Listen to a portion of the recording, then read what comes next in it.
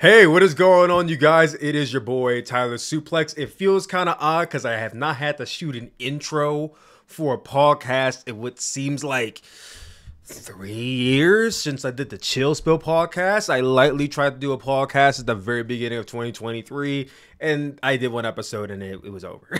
I just can't keep up with it. I'm a busy man, as you guys know. It's hard to pin myself down to just doing something weekly that's not like content, like small short form or long form content, but finally pinned down time to be able to put out this new podcast that we're bringing you guys, all the wrestling fans, all the Sooplex fans, all the fans across the world, new potential fans joining in. This, ladies and gentlemen, is the Sooperplex or Sooperplex Podcast. I'm not going to judge you whichever one you say, as long as Sooperplex is in there, and that's Sooperplex. You see what I did there? Sooperplex. I like to think I'm creative, okay? I'm not trying to pat myself on the back or nothing, but did it all by myself. Anyway, so it is the Sooperplex Podcast starring Tyler Sooplex, which I'm sure if you're watching this, you probably are familiar with myself. If you're not, my name is Tyler Williams. I am a wrestling content creator of 9 years, content creator of, I believe, 12. Santee's app earlier this year when I was on his podcast called me a veteran, and it made me feel old as shit. But yes, apparently I am a veteran content creator. I've been making TikToks for about 3 years, Instagram Reels for about 2, which seems crazy considering how fast I've grown on that platform. But you know, my content mainly revolves around professional wrestling. It is slowly leading towards film and other stuff, and we'll get into that later down the line. But right now we are talking about professional wrestling. And I decided I wanted to share the wealth this time around, because when I had the Chill Spill podcast and the Sooplex City podcast, those were just myself. It was just me talking, and people enjoyed that. But I figured it'd be nice to, have a extra thought, an extra opinion, someone to bounce off of from time to time. And I thought of no one better than one of my good friends, in my opinion, one of the best journalists going in the space of not only pro wrestling, but in comic book, in any sort of media. He is, I believe, an incredible mind to the wrestling business. My good friend, Liam Crowley. Tyler, it's an honor. I'm glad we are finally here. We've been talking about shooting this podcast for, I want to say 4 months. Like, to peel back the curtain a little bit, we first started talking about this at the Raw after WrestleMania. Like, we were in the press box in the nosebleeds of the Wells Fargo Center in Philadelphia, and The Rock and Cody are having their all-time video podcast. I still have it. It's in my little time machine here. Liam can't see it because my camera isn't showing to him, but you, the people at home, you can see this. Hold on. Liam is referring to when we did media press for the Raw after WrestleMania, and I still have the badge, the Raw after WrestleMania media badge. Mine is on the back of my door, and it's just out of reach right now. But I keep all my press badges. Yeah, the press badges are man, that would be a fun podcast one of these days, to just go through our various press badges and like stories behind them, because I have all my ones from AEW, SummerSlam, WrestleMania. Like, there's been a lot of fun ones. Money in the Bank too. Anyways, though, yeah, the Raw after WrestleMania is when we first started conceptualizing this idea, and over the past 4 months we've gone back and forth about how we were going to schedule it, what we were going to talk about, how we were going to structure the entire show. And man, it has been a white hot summer for professional wrestling. I've been itching to talk about all the storylines going on a weekly basis behind a microphone. And, me and Tyler got to talking earlier this week, decided there's no better time than the present. And the present right now is AEW All Out Fallout. And I know we're going to get maybe not as bloody and disgusting in terms of analysis as the show was on screen, but I think we're going to get pretty close into the nitty gritty. Yeah, man. I'm very excited to talk about AEW All Out. Before we get into that, tell us a little bit about yourself, Liam. Like, when did you start watching wrestling? How did you get into wrestling? Just to intro yourself to the wrestling fans that maybe who don't know who you are. Yeah, my origin story goes back to 2011. It was October 2011. I was flipping through the channels trying to find the World Series. This is back when we had just cable TV, no streaming. You weren't able to search for certain things. You had to literally click through every individual channel. That was our TV remote. We didn't even have the numbers on it. And I stumbled across a channel called the USA Network. And Monday Night Raw was on, and there was this guy in a suit in the middle of the ring named Triple H, and I thought I recognized him because I remember seeing he used to wrestle. I'm like, why is he in a suit? What's going on? They said all the wrestlers walked out of the company. What is happening right now? This never happens in the sports that I watch. And Cena came out, CM Punk came out, Sheamus came out, and I was hooked. The Raw walkout angle, I know a lot of people, revisionist history, like hate it. For me personally, that was my introduction to wrestling. And as an 11-year-old kid, marveling at, movies and sports and seeing this thing that existed as a hybrid of the two, I just became a weekly fan ever since. My first favorite wrestler, no joke, I know he's the hot man on the block right now, but was Cody Rhodes. I thought when he came out with the Richard Hamilton mask on, my basketball fans know what I'm talking about, and had the paper bags and the whole Patrick Bateman persona, I thought that was really cool. I loved Zack Ryder. I really liked CM Punk. And yeah, wrestling just became a part of my daily zeitgeist, a part of my daily content consumption for the next 13 years. And when it came time to go to college and pursue a career, I always knew I wanted to go into broadcast journalism. And it seemed like sports was going to be my path. And I learned pretty quickly that I just don't have the passion for sports that I have for entertainment. And for the longest time, I was discouraged on going into entertainment media because I thought it was such a hard path to follow. Like, it was so unclear. Sports was very, you go local and eventually you work your way up to national. Same with hard news. Entertainment was like, we don't really know. And I just kind of threw everything at the wall and saw what stuck. I started working for a couple independent publications, one called The Direct, where I did all my film and TV coverage, another called Wrestling Inc., which I'm sure if you're listening to this podcast right now, I'm sure you've read an article from Wrestling Inc. before. Maybe you read one of my articles back in the day. Maybe. And over the next couple of years, once I graduated, interest started to pile up. I signed with a company called Comic Book, and that allowed me to cover all of my beats: Marvel, books, Percy Jackson, movies, TV, pro wrestling as a whole, AEW, WWE, all under one roof. And I've been doing that on a full-time basis with Comic Book ever since, for the past over 2 years now. And it has been an amazing ride. And I always like to say, whenever anyone asks me, when you made your passion your career, did it ever start to feel not special? And I will say yes. There are movies and franchises and TV shows and books that when I have free time, I kind of take a step back, and I don't want to consume what starts to feel like work a little bit. The one corner of my career that has never felt like work is professional wrestling. I can't get enough of this medium. I consume so much analysis videos in my free time. When I'm just cooking, I'm listening to a wrestling podcast. When I'm looking for background noise, I have matches going on. Even just in my free time, I just find myself always having wrestling on. And so to now have the opportunity to talk into the microphone and give you real-time thoughts with one of my closest friends, Tyler Sooplex, about everything going on in the wrestling world, I think this is going to be a really special journey. And I think both myself and Tyler are two pretty outspoken individuals, so we're not going to give you that type of analysis that, yeah, you're not going to get that type of analysis that you get on all of these shows, which is the same old regurgitated nonsense. No, you're going to get some real, authentic, unique perspectives on everything that's going on in wrestling. We're not going to love for the sake of loving, and we're not going to hate for the sake of hating. We're going to give you what we feel is the true, in-depth perspective on what's going on in wrestling. And I think that's going to make us stand out, Tyler. Hell yeah, man. I'm excited. I mean, I loved your rundown that you gave. I got to draw back to one thing here because it stood out to me. I never made this connection, obviously, as a child, because I didn't even know what this was, the movie or the person. But you related Cody Rhodes' undashing persona to Patrick Bateman. I never made this connection before. Patrick Bateman, bro, that's American Psycho. I never saw this connection.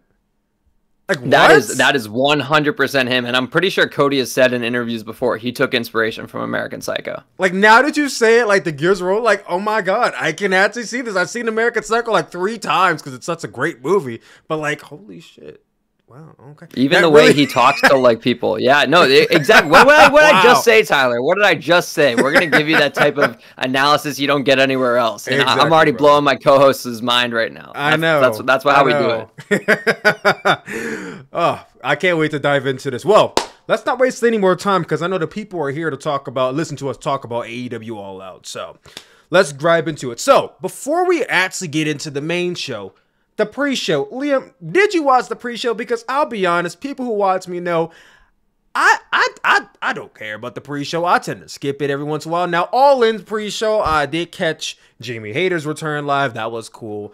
All Out pre-show, I didn't even know if there were any matches announced for All Out. I didn't know if there were actually matches on the pre-show. I just skipped it. It went straight to 8 o'clock. It hit record and went live on YouTube. Liam, did you catch anything on the pre-show? Was it worth talking about? I caught one thing on the pre-show, and the one segment I caught on the pre-show gets a big boom. The Costco guys were on the pre-show. I know you saw it on social media, Tyler. I know you saw Big AJ and Big Justice, and when Big AJ said, "Oh, Will Ospreay, he gets a big boom," MJF, I lost my mind. Doom. My MJF gets a doom. My friends, we have been joking about the Costco guys forever, and we have a wrestling group chat with me and my boys from home, and ever so rarely there are moments where these two niche interests cross over, and the clip of Big AJ saying Ospreay gets a boom is I cannot believe this exists in the real world. So even though the 2-hour pre-show with 4 matches on it, none of them to me really had anything of storyline consequence. But the fact that Tony Khan, and I say this honestly, unironically too, the fact that Tony was able to get the hot internet sensation right now, which is the Costco guys, say what you will and joke about their content, it does millions of views every single day. They have tapped in with an audience that few have done in social media and been able to ride this wave so strongly. AEW never does this. They never have seen the attachment with influencers, content creators. They seem almost against it in some ways, which I don't know, but yeah. And so that is what made me so happy to see them tapping into not celebrity culture, but more so influencer culture. I remember WWE one time had Josh Richards on a pre-show, and I was like, that's genius, because Josh is going to put that on his story, and you're going to get people being like, oh, WWE is still going on. Oh my God, they're running a football stadium? I had no idea it was that popular. And if you get, the Costco guys who are, like I said, have crazy traction on social media right now, posting about AEW, 90% of the people who know the Costco guys' content probably don't even know that AEW exists. So it's great exposure, and again, just for the memeability, I was buzzing for it. Yes, I did see the clip of the Costco guys. I almost completely forgot that was part of the pre-show. I was going to talk about it when we got to the main show. Didn't realize that was part of the pre-show. Actually, they were in some match. They weren't involved, but they were on camera, or someone said something to them in a match. They were somewhere in the show. I can't really remember, but yeah, shout out to the Costco guys. It was a pre-show match. It was a pre-show match with the Outrunners, so it was. Yeah, so it was a pre-show match. Okay. Everything that gets posted on social media, though, it all just kind of blends together. Exactly. I see the same Twitter accounts posting the same things. It does run together.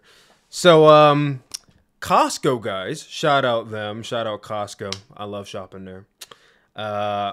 Let's now get into the main show, AEW All Out. Now, Liam, did you watch this live, or did you watch this after the show was over? Because I know watching it live versus watching it after it's done, I feel kind of influences the feeling of the show, because you may have seen spoilers, you may have had preconceived notions. Did you watch it live, or did you watch it after the fact? I caught it on replay, and I will be fully transparent here. It's what I told Tyler over text. I could not justify paying $50 for a pay-per-view 2 weeks after less than 2 weeks after, because All In was on a Sunday. I was happy to pay the $50 for All In. It's a stadium show. We got the extra specialness with the entrances. We got that amazing moment with Danielson. Obviously, Ospreay, MJF was awesome. And there's a lot of matches on this show that definitely warranted the pay-per-view dollar. But man, I just moved to New York City. I'm on a budget right now, and there was never a world where I was going to buy this pay-per-view. Yeah, and Tony Khan's ass wants to go on TV every week, not announcing this damn TV deal. Bro, I need you to speed it up. I need to be on Max tomorrow. Yeah, Thank you. I need to be on Max. You should have been on Max yesterday, but I need to be on Max tomorrow. It can't just be a TV deal, Tyler. It has to be a streaming deal too, for the sake of our wallets. Bro, if it's not a streaming deal as well, just throw AEW at this point. Like, I'm not about to pay $50 because you do understand that now it is going to be, they're getting into this period where they did it last year, where now it's monthly pay-per-views. Like next month, October is Wrestle Dream, and then November is Full Gear, and then December is World's End. It's like, so you want me to kick out $150 for that? Like, bro, I need you, Tony. Oh no, it's not even Tony. It's what's his name? Slazlov? David Zaslav from Warner Brothers. Zaslav needs to stop holding out and either buckle down or tell Tony no. I don't know, man. He's playing with me. And Tony Khan has the ability to put it on a streaming service. It's not like he doesn't have access to Ring of Honor, Honor Club, which I still don't get to this day how AEW isn't in some way on Honor Club and just turned into an AEW streaming service. But I guess he's holding out again. Until then, as a content creator, I unfortunately have to pay my money because I'm a good Samaritan and I don't like illegally streaming the show. So, I would never illegally stream. I would never do such a thing. Now, if my friends want to illegally stream the show and say, "Hey, Tyler, if you want to watch our stream, are you going to arrest me for watching someone else's illegal stream?" No, but it's never me. I would never do such a thing. Don't look at me like that. I would never do such a thing. Listen.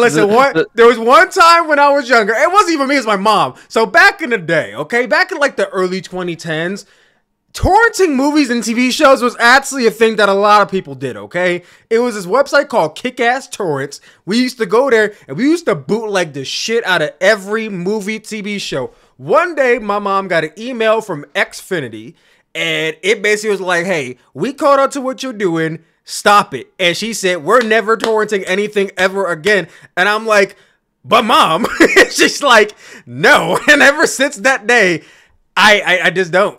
I don't. It's like now if someone else wants to, I'm not gonna call the cops, bro. I'm not a snitch, but it's not me.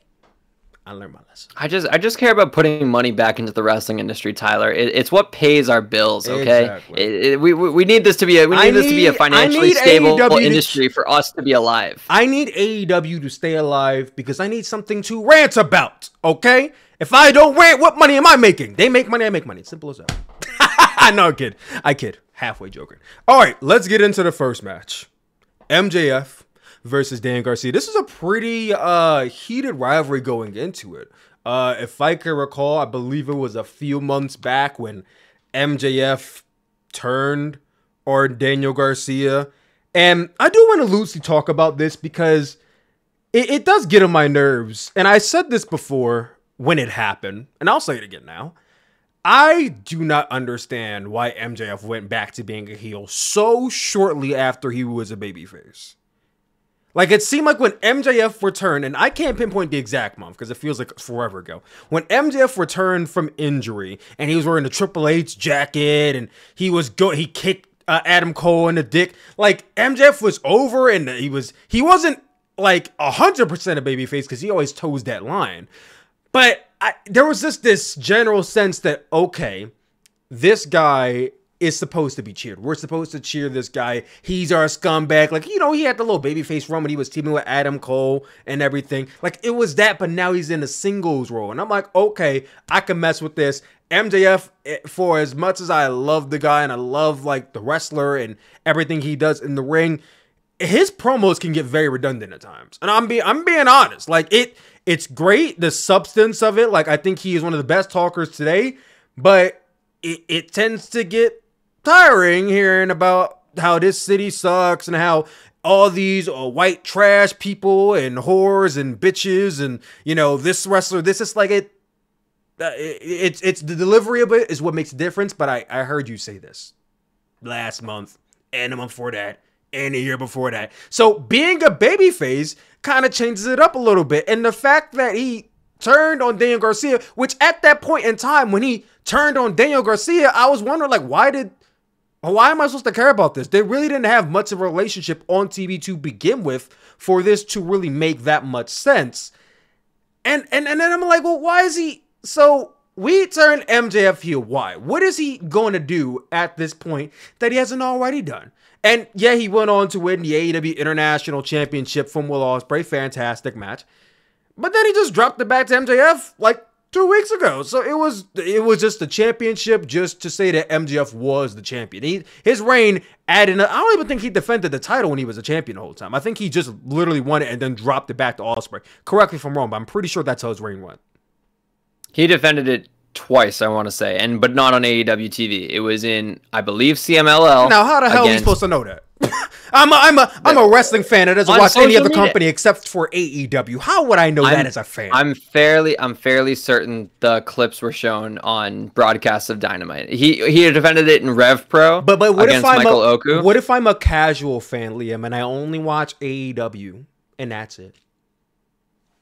Then it's AEW's job to show those clips on the broadcast, which I am fairly certain they did. And to me, as a casual fan, when I was growing up and first getting into wrestling, I think it's really cool to see snippets of the greater wrestling world. I thought it was really cool when I remember, I want to say Primo and Epico won the tag titles against Kofi Kingston and Evan Bourne on a house show, and they showed the clip on Monday Night Raw, and I was like, wait, what's a house show? What's going on here? So in small doses, because obviously AEW is known for opening the forbidden door to the point where it's just a little convoluted. Like, I really don't think we need 6 different companies crossing over on a weekly basis. No. But I think little snippets here and there of like, oh, MJF wants to proclaim himself to be the American champion, and he wants to prove how strong he is an American champion by defending the title in Mexico and in England. I thought that was appropriate to the storyline. I want to respond to what you were saying, though.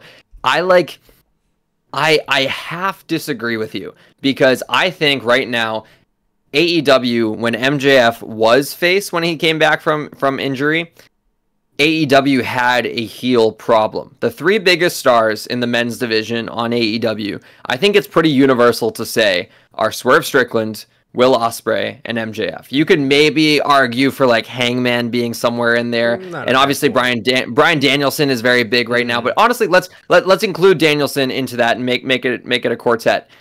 All 4 of them at one point were all baby faces. You cannot, as a wrestling company, you cannot sustain having your 4 top stars be all baby faces.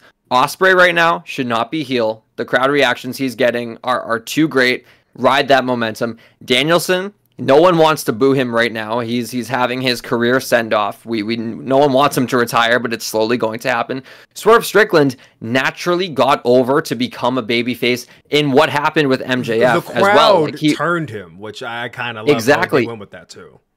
Exactly, that's what happened with MJF. The crowd turned him last year. Out of those 4, the one person who you can rely on to go be back to a heel and slot into it super well and play that character to his fullest potential is MJF. And the only reason why he was going to be face was to feud with Adam Cole, and Adam Cole seems to be injured like indefinitely. We have no idea when he's going to come back. The one thing I will say though, and this is where I half disagree with you, is the MJF, I don't know how to describe this. The MJF like illusion might have been shattered for me, because part of the appeal with MJF before he turned face last summer was we never saw him as a good guy. Mm-hmm. We never saw him break character. Everything, autograph signings, meet and greets, when he was just out in public, when he was doing cameos, he was a scumbag. We never saw the other side of MJF, and that made him so fascinating as a character.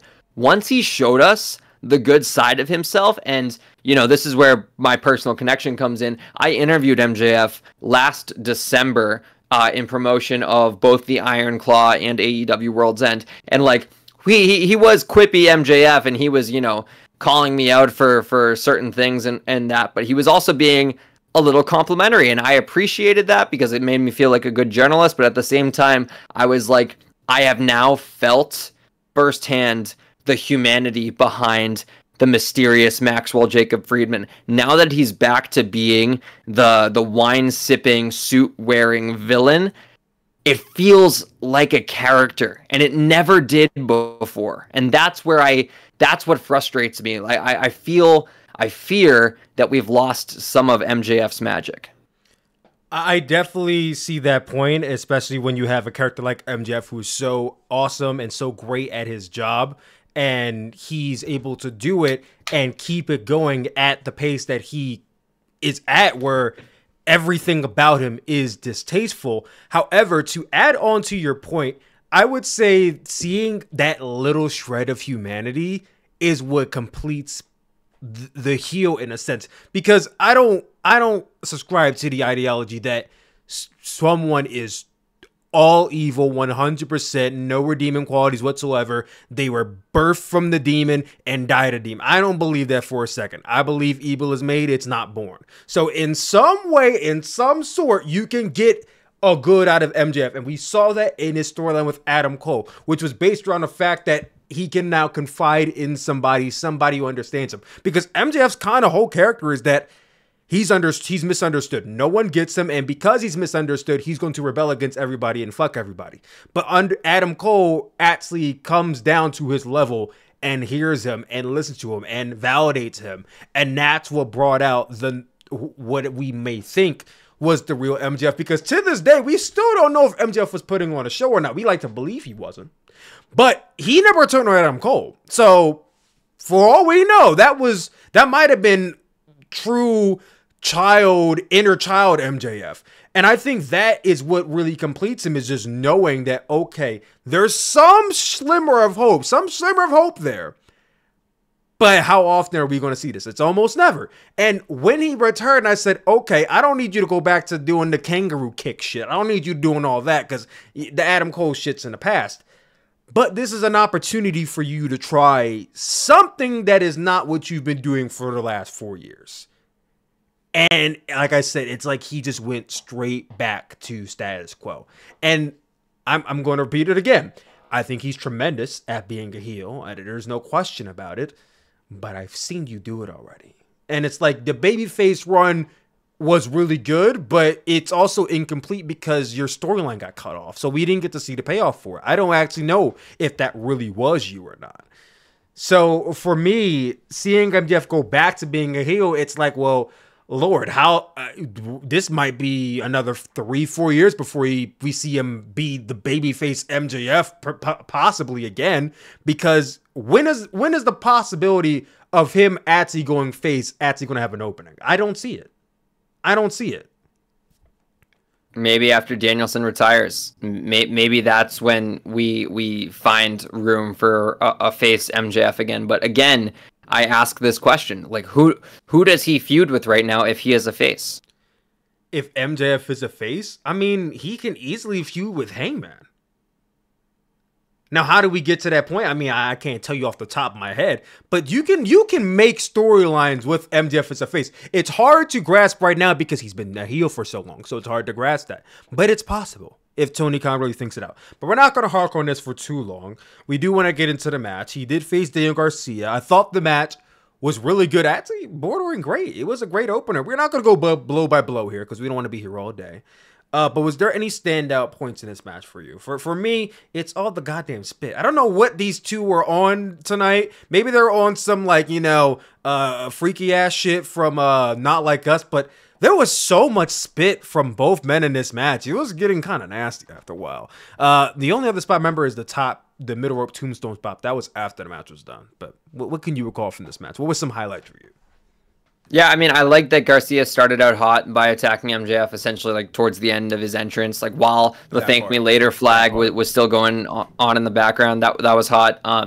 Garcia, man, I'm rooting for him so much. I really want him to be a standout single star. I always thought that I had a lot of ambition, man, for this whole the Elite versus AEW storyline. I think AEW has dropped the ball massively with it. Man, it could have been the company encompassing storyline that wrestling as a whole has been missing forever. Like, I loved, like, again, I started watching in 2011, so I didn't get to watch the Nexus versus Team WWE, but like I watched it on replay, like in the archives and all that. And man, I've been waiting for like that kind of like storyline where you have like the evil entity versus the entire company. And what always happens in those scenarios is one star emerges to help save the company. And I thought in a scenario of the Elite versus AEW, that is where you slot in a Daniel Garcia to be the man behind Team AEW and help make him his own star in that process. Again, it seems like they still want to make him as a single star by pairing him up with MJF, by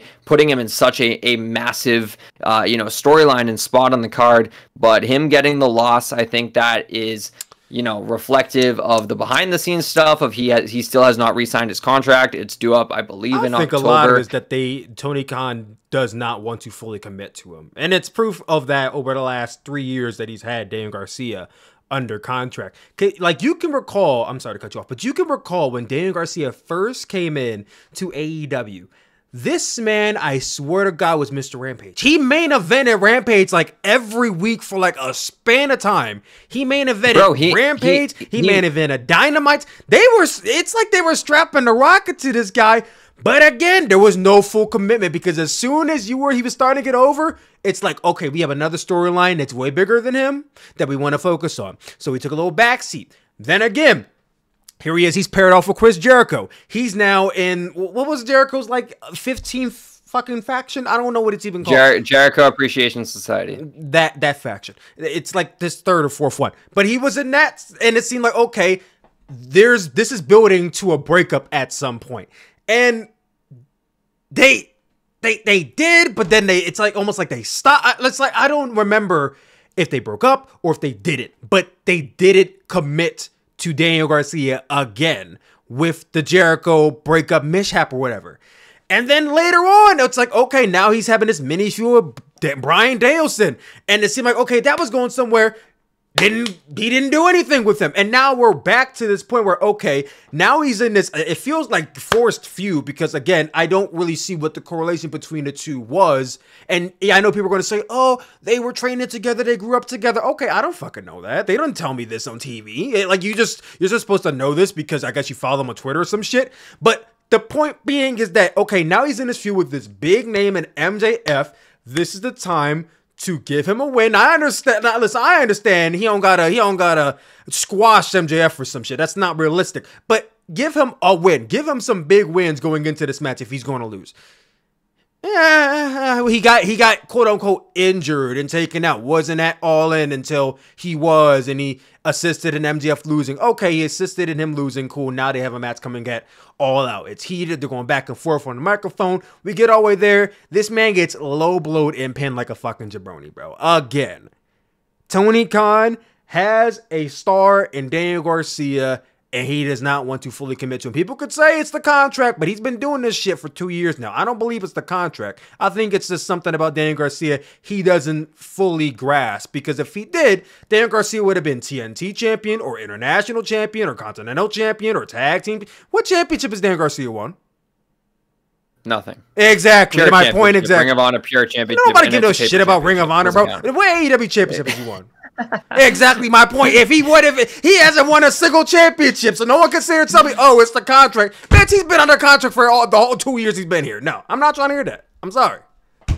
Okay, well, I want to push back a little bit, because Garcia, like, he's been put in a position. He's been put in a position to grow. The reality is, when he joined AEW, I believe it was like around summer 2021, maybe fall 2020. He was very, like, I don't want to say green. Like, he was good in the ring, but as a character, he was completely lost. And he was put in positions to kind of sink or swim and put through the fire, essentially, to hopefully come out on the other side with something new learned. He main evented CM Punk's debut Rampage. CM Punk debuted in the opening segment, and the headlining match of AEW Rampage, The First Dance, in August of 2021 was Jon Moxley versus Daniel Garcia. Like, that was a huge spot to put him in. That was back when he was still only wearing the trunks. He didn't have, like, any type of character. He didn't do the whole Jericho Appreciation Society thing. I think, obviously, people know this too. He was originally slotted for the Wheeler Yuta role in the Blackpool Combat Club, but then things changed and they put him in Jericho Appreciation Society. And at first, I hated that because I was like, man, he would have been so great to be kind of Bryan Danielson's mentee.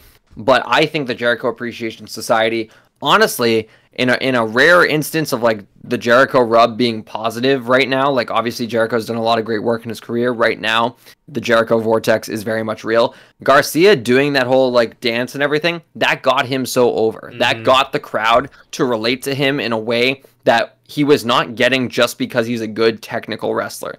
And what frustrates me now is leaving the Jericho Appreciation Society, it seems like he hasn't taken any of that character with him. It seems like he's back to being like a serious ground and pound technical wrestler. Like, sure, he's a lot more confident on the mic, but I wish he kept the dance and just found a little way to like integrate it as a taunt that isn't silly. Like, there are ways to do stuff like that where it feels natural within the storyline. Again, I don't want to spend too much time on this. We've already talked about it at length. I think the reason why he lost this match is because of his contract, because the reality is Tony Khan is not going to crazily push a guy who in 4 weeks is like, later I'm going to NXT, and takes all that momentum and brings it to NXT on the CW. When NXT goes to the CW, it's going to start doing 7-figure viewership, and like no one wants to admit this because it's everyone. Think so? I hate the stats, Tyler. I hate talking about No, demographics. wait. No, I don't know. Are you standing 10 toes on 7-figure NXT?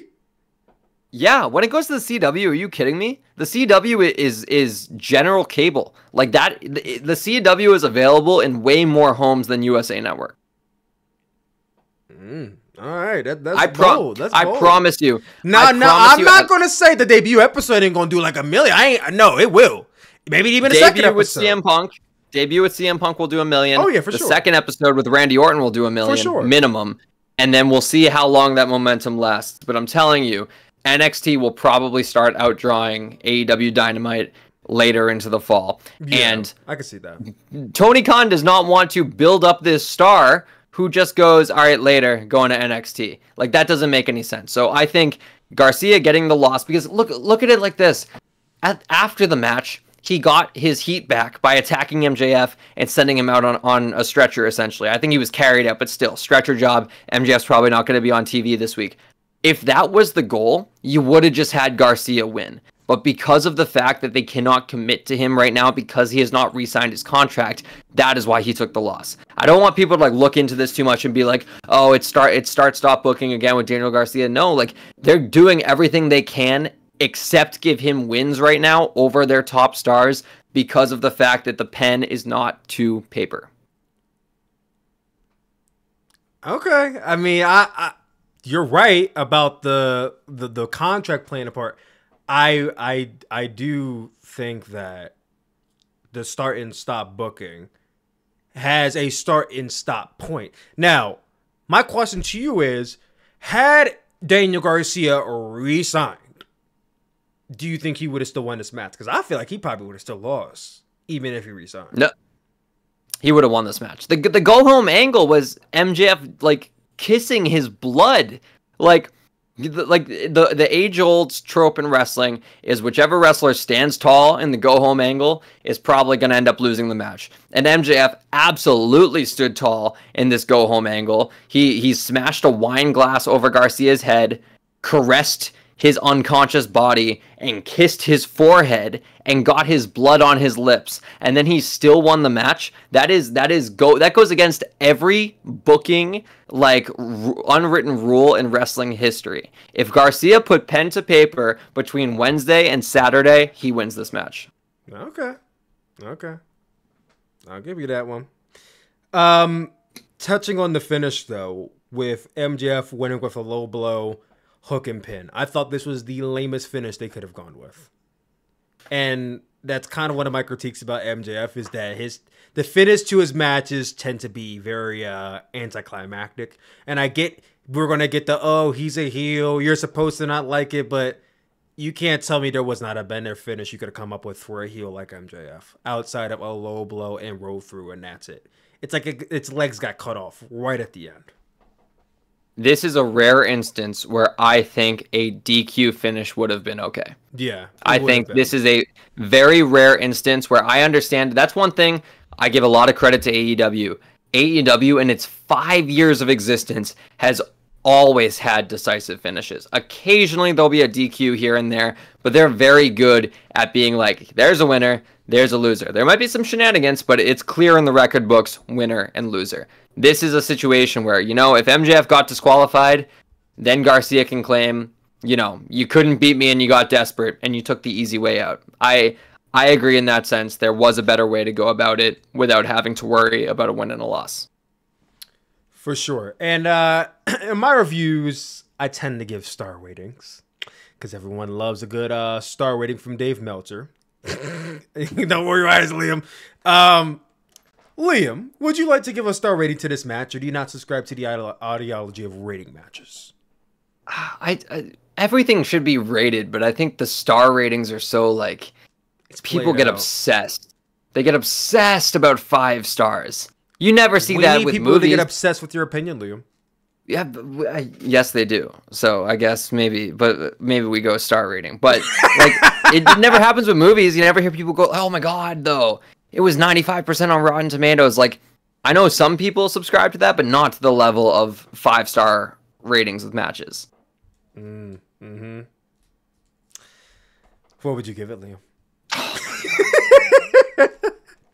Fine. All right, I'll go. I gotta bust his balls. I'll go 3.5 stars because I think it was close to the best it could be with the circumstances around it, but for that reason, it had a ceiling, so it can't be above. It can't touch 4 stars, but I'll give it 3.5. Yeah, I'm around the park. I would give it 3 3/4. I think it was slightly better than 3.5, but like I said, the finish. We have to circle back to where Garcia is if he resigns. If not, we'll see him on a CW within the next calendar month. Getting into the match after that, we have the Blackpool, the BCC, because I know people were up my ass yesterday when I called them the BBC. So the BCC, the Blackpool Combat Club's Claudio Castagnoli and Wheeler Yuta, shout out Philadelphia, versus the Young Bucks for the AEW Tag Team Championships.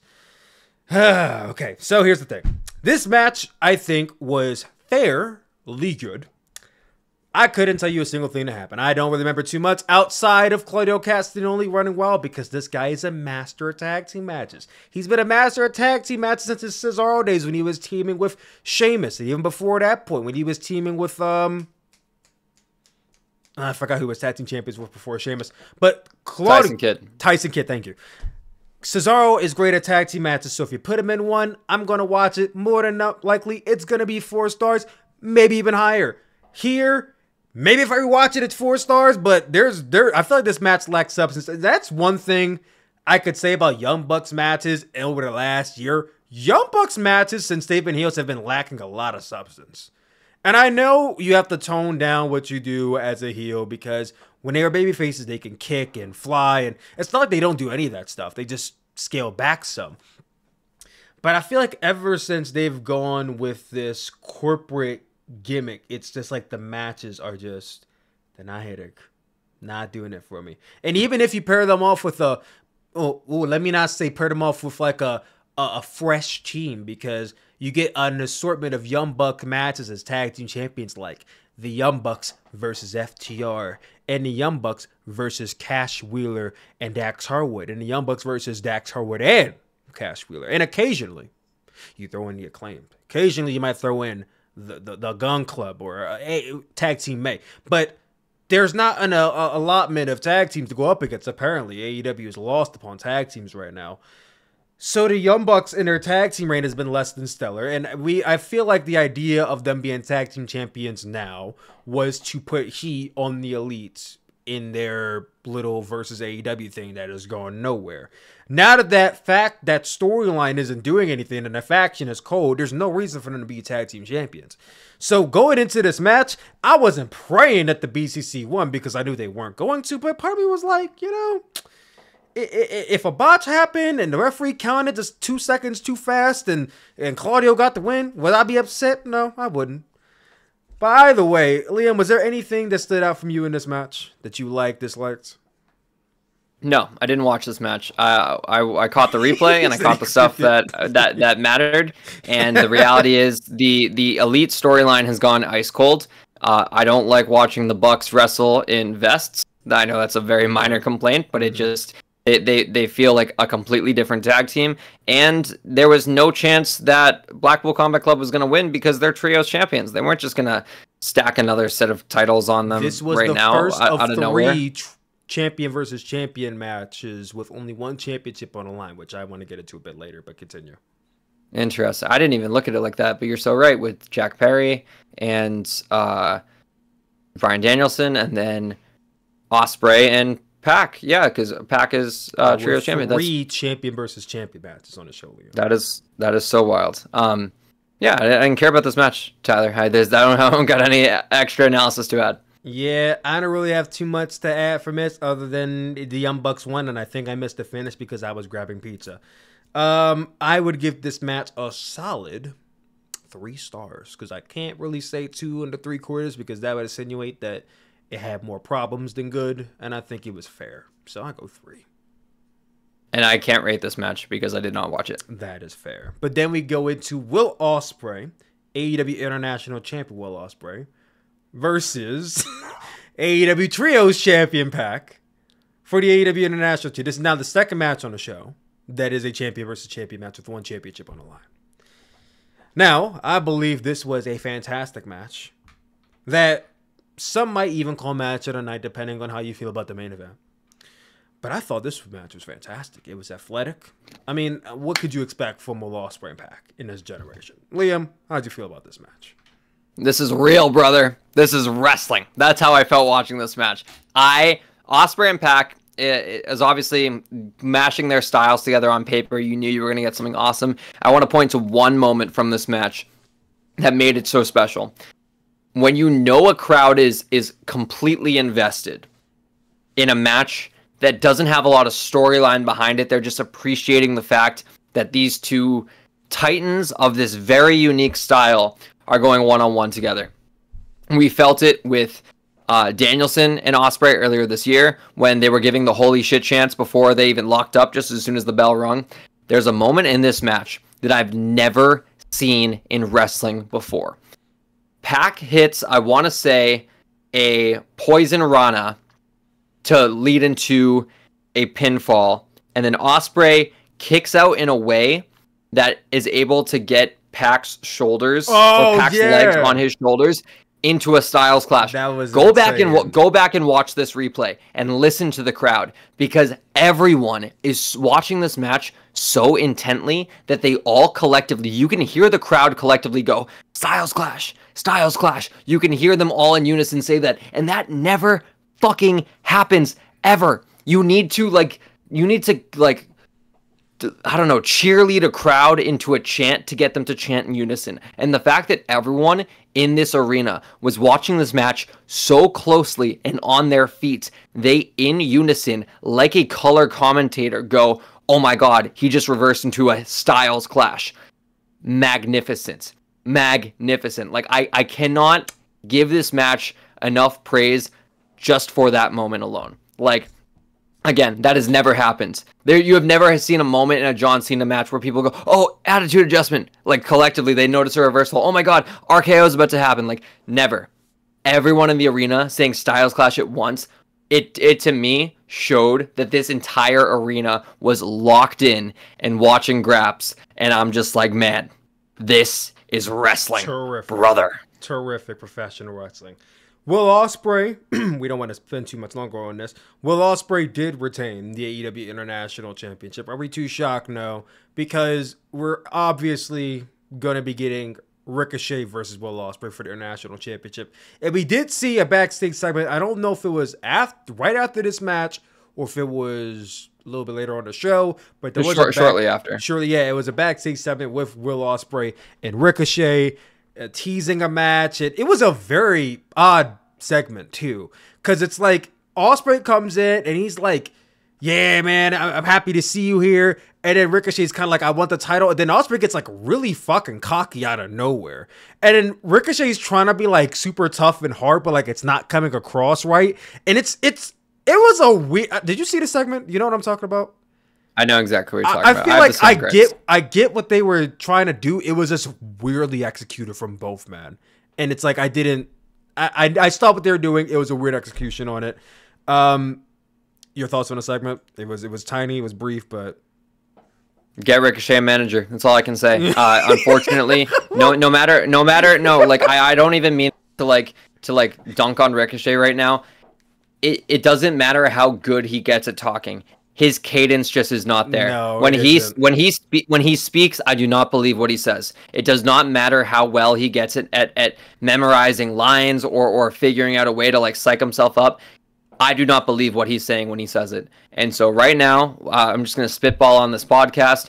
MVP is a free agent, and MVP and Ricochet have history. MVP wanted Ricochet in the Hurt Business. I don't necessarily want the Hurt Business in AEW right now, but I think having MVP be Ricochet's mouthpiece, I think, is a match made in heaven. Unless you want to get pivot Stokely Hathaway away from Chris Statlander and pair him with Ricochet. I think there are plenty of good options, and I say this from a place of love because Ricochet is one of one in the ring. He is one of one. I've spoken with Will Ospreay directly about Ricochet's talent and how good he is and how special he is. Like not even trying to pat myself on the back. I low-key started Ricochet to AEW. It was my interview with Will Ospreay where he said he called out Ricochet and he told him to bet on himself. And he said that when his contract comes up, he wants him to join AEW. And within a week of that interview being published, Ricochet gave his notice to WWE. So I say this from a place of love. I want to see Ricochet succeed in AEW. And right now, they need to address the flaws as soon as possible so we're not correcting mistakes after the fact. Let's be proactive, get Ricochet a manager, and let's make Ricochet versus Will Ospreay on the AEW stage the biggest damn match it can be. 100%. And I thought they were going to be heading towards Grand Slam, but I think they confirmed that Will Ospreay's facing somebody else on Grand Slam. So that match is not happening for a while. If they're going to build up to this match, 100%, I get it. But bouncing off what William Crowley said, Ricochet needs a manager. He needs a talk point. Like I said, the way he came across in this segment was just so awkward. It's like he was trying to act hard. He was trying to press Ospreay, but Ospreay was just like, "Yeah, bruv, go bag my fries, bro. You're doing too much. I'm not taking you seriously. Get to the back of the line." It's just like, yeah, this segment did him no favors, and I know it's been echoed online, and I think Ricochet might run into this problem too. There are several other people who can do exactly what Ricochet does on the AEW roster already. And I might even say there's maybe a couple who do it better than Ricochet. Hologram. But Ricochet is a great talent. But what about Ricochet is really going to stand out in a company where there are a shit ton of high flyers on the roster already? And it's not going to be your promos. So I start to ask myself, well, after his feud with Will Ospreay, what is Ricochet going to do exactly? What do you do with him? You can have him be the top high flyer on the brand, but okay, you got Hologram, you got Dante Martin, you got this guy and that guy. You're going to bring back El Hijo Vikingo at some point. You got this luchador and that luchador. If Phoenix and Pentagon come back, you have them. You could restart some of Lucha Underground. Maybe you have Pac. It's like there's no shortage of people who can do exactly what Ricochet is doing right now. And I don't even want to go there, but his debut at All In was good, but was it over impressive? No. So I just, part of me, I'm happy that he's in AEW, but part of me kind of worries that after this feud with Will Ospreay is over, I don't know what we're going to do with him. I think he might end up falling in the Daniel Garcia position where we might start and stop with him, but we don't fully commit because we got people who can do what you do already. Longevity's sake, there is questions about Ricochet, but for now, I'm just excited about the Ospreay rematch, and I think that is a feud that will at least extend multiple pay-per-views, and I don't want to worry too much about the distant future, because I think when we do that with AEW, that's not doom and gloom. The thing is, like, there's a lot of great stuff happening in AEW right now. I don't want to glance past it just because of worries about the future. Again, I don't want to spend much more time on this. It was a great match. It was an awkward segment. I'll give my star rating. I'll go 4.25 stars for Ospreay and Pac. Again, an athletic phenomenon, a huge boost for the Styles Clash moment. Just the fact of lacking a bit of story is why I won't go the full 5. I would go 4.5, just a leg above yours. I thought it was fantastic as well. Really, really great. But similar to you said, it did lack a bit of story. And, I've seen several tremendous 5-star Ospreay matches. This was not one of them, and that is not an indictment on Ospreay at all, because he will have a 5-star match in the next 2 days, more than likely. This just wasn't one of them. He's not perfect. He will have matches that are good at best. This was a great match, but it was not his best. It was probably not even Pac's best, honestly. If they have a rematch, I'll be there for it, though. That being said, let's move on to the next match, and this is, and I feel like some people might look at me like, what? But this was my personal favorite match of the night. And this was Willow Nightingale versus Chris Statlander in a Chicago street fight. These women put their all into this match. From the chains, to the thumbtacks, to the steel chairs, to the tables, to the spots on the ramp. They did every... And, the closest thing you could relate this to is the match between Britt Baker and Thunder Rosa, AEW St. Patrick's Day whatever, back in 2021. When they had that brutal match where Britt Baker is bleeding from the face. That was an iconic AEW match, and I almost feel like this match kind of blew it out of the water. Now, did we get the Crimson Mask face from Willow Nightingale? Not necessarily. She did bleed some, but it wasn't like blood everywhere. It wasn't pouring, Willow or Chris, one of the two blood. It wasn't all over the place, but it didn't need that. It was just gritty. And it's not often you see grit in women's matches. Yeah, they might throw in a steel chair shot. Yeah, they might have a chair, a table bump or a ladder spot in a Money in the Bank match in WWE. But they were going out there and they were putting on a fucking Extreme Rules match that I haven't seen in quite some time. And AEW, they do this every once in a blues to blue moons, where the women will go out there and they'll tear it up and they'll bleed.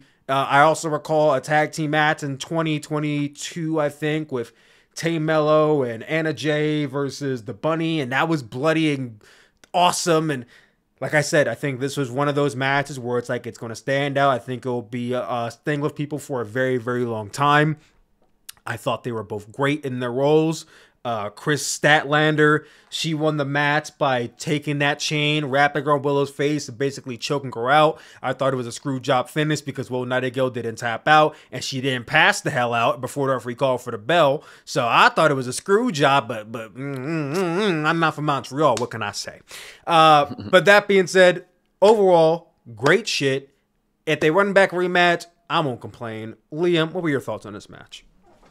I'm a big fan of whenever a women's division match is built around solely a storyline and no title. I know this feud almost began a little bit with the TBS championship, but it's always great when you can get a women's match on the card that warrants being there just because the story is that good. Willow is someone I have a huge admiration for. I think that she has really built herself into her position on the AEW card. She's obviously been given some solid opportunities, but I think she's been the one to actually knock them out of the park. She main evented AEW Dynamite Big Business at the TD Garden back in March during Mercedes Moné's debut, obviously, which is a huge statement. And this match had some inventive spots. When Chris Statlander did the split into the thumbtacks, I thought that was really gory. Like, that was the craziest visual up at this point through the night, and then I don't think it even made the top 3 based on what happened with Danielson and Swerve and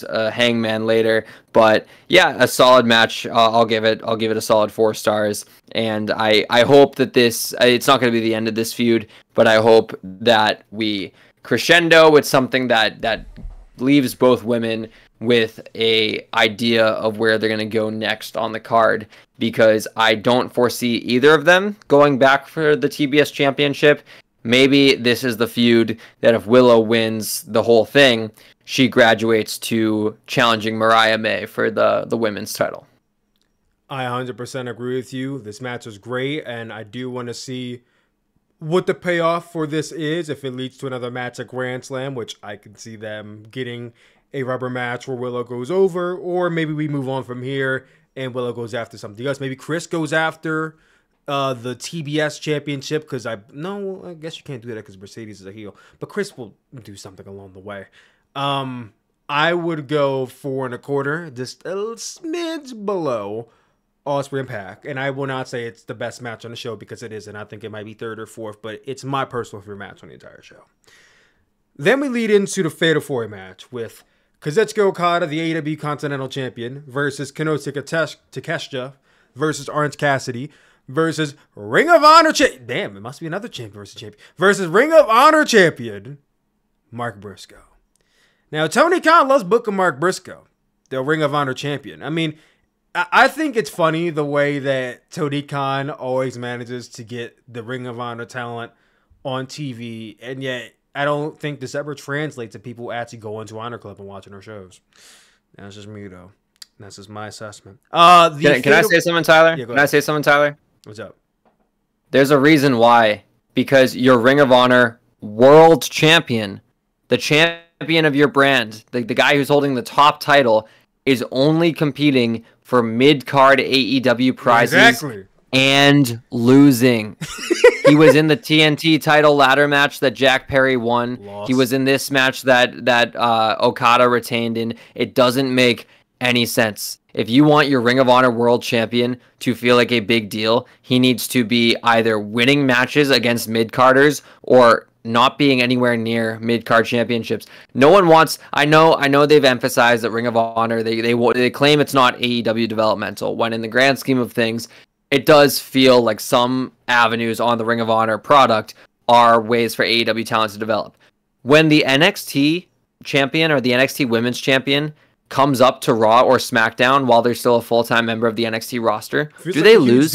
No, they don't lose. The Raw after Mania, Tyler, we were both there. Yeah. Lyra Valkyria and Ilya Dragunov, who were the title holders in NXT at the time, had one-off showcase matches. I forget who Roxanne Perez faced, but she won her match. And Ilya Dragunov beat Shinsuke Nakamura, who was main eventing premium live events this time last year. That is a great showcase match, and what that does is it tells the audience, oh my god, this guy on NXT just beat Shinsuke Nakamura. Maybe I should watch NXT tomorrow. No one is watching this match and seeing the Ring of Honor World Champion lose to a mid-card champion in a multi-man match and go, yeah, well, he had a hard-fought loss there. Maybe I should check out what it's like when he actually wins matches. That's not logical. That doesn't make sense. And I really hope they stop doing this. Like, Mark Briscoe is great. I really like his work. I think he's a fun character. But man, him being in a mid-card stable on AEW TV is not doing anything for the Ring of Honor product. Yeah, it isn't. You know, if you wanted to do something with that brand, put Athena on AEW. Why is Tony Khan acting like it is going to be a crime to put Athena on AEW television? She is injured right now, if I'm not mistaken. I mean, she wasn't injured for the last year. That is true. That is true. I'm not going to disagree with you there. she wasn't, and you know it's crazy because I don't watch Ring of Honor, but I always see clips of Athena and Billy Starks and Lexi Nair, I believe is her name. And the little mini thing they got going on there, I find the clips to be very interesting. And Athena's heel persona, it makes me want to watch Ring of Honor. Do I? No. But it makes me want to watch Ring of Honor. And it's like, goddamn, you have something in Athena. She went to Ring of Honor and she is carrying, I believe, the entire show. People say the women's division. I think she's carrying the whole show on her back. And the fact that you have this woman under contract and you refuse to put her on AEW television is a crime to me. I believe she can go to AEW television with the Ring of Honor Women's Championship, squash a woman. You can give her some matches, give her a feud. It's not like she can't go and record shows for Ring of Honor in Orlando. She can do that. Right now, I understand she's injured. I'm talking about in terms of when she comes back. You can do that. There is potential there. If you put Athena on TV and you give her storylines to work with, will it have a huge conversion rate? No, it won't. But it might get a few people, some people, to possibly look into Ring of Honor because, hey, Athena's doing some good shit over here. As opposed to you're sending the Ring of Honor champion, you have him on TV every week, he's doing his spiel, his shtick, but then he loses the major matches. Doesn't do anything for Ring of Honor. Doesn't do anything for Mark Briscoe, by the way. So I just don't know. It's a weird case with Ring of Honor. I think everyone just kind of stopped caring. These people who are Ring of Honor champion basically are holding just title belts with no actual meaning to them. And it sucks to say, but Tony Khan doesn't really put too much effort into making Ring of Honor mean something to wrestling fans that, you know, actually watch AEW television. So what can we say? Getting into the Fatal 4-Way match, I thought it was really good. Nothing overly impressive. And I think the styles meshed well. But if you've seen multi-man matches, it's nothing that I think invented new spots. There wasn't a particular story that's like, oh my God, I've been wanting to see these two go at each other, aside from Okada and Takeshita, but I think it was more so, these two Japanese wrestlers who are amazing at their craft in the ring for the first time, like, that's going to be awesome. I can't wait to see that, but there's no story there. It's just we want to see them fight each other because they're both great, and that's fine, but there isn't a story. Now, Okada and Orange Cassidy, yeah, they have a little bit of some going on. They're in a tag team, whatever, but that's not a real story. That's not a real story. The only other thing you could tie back to is that Orange Cassidy and Mark Briscoe are in a tag team. Now, I did find that cool because often in multi-man matches, you'll see the heels team up against each other, and then eventually they turn. Well, in this match, the two people in a team are babyface. And I don't think too often, correct me if I'm wrong, Liam, but in multi-man matches, how often do we see the babyface tag team up with each other for like almost the entire duration of the match? I don't think it's that common. I think maybe it's new, but I'm not gonna lie. I didn't care about this match, Tyler. Like the Continental Championship means nothing. And it sucks because the Continental Classic was so awesome. And that should have, the result of that tournament should have never been a title that you defend. It should have just been a trophy. I don't understand why it was that either. I really don't. It doesn't make any sense. It's like, okay, Eddie Kingston won, and then he lost the title because obviously he's going to lose the title at some point in the next year, and Okada is now champion, and he's going to go into the Continental Classic trying to defend the like. It's way too complicated. Also, when last year they spoiled it by saying the New Japan Strong and Ring of Honor titles were also on the line in the championship. We knew that Eddie Kingston wasn't going to lose. Combined into one, and then they went back on it because it's like, oh wait, we don't want to actually combine the Ring of Honor and a championship we don't fucking own, and we can't. That was so ridiculous from the start. So they went and they created their own championship, and it's like, okay, that's cool. You have your championship for the tournament. No, it's actually a championship we're going to keep on TV because we already don't have two other mid-card singles championships.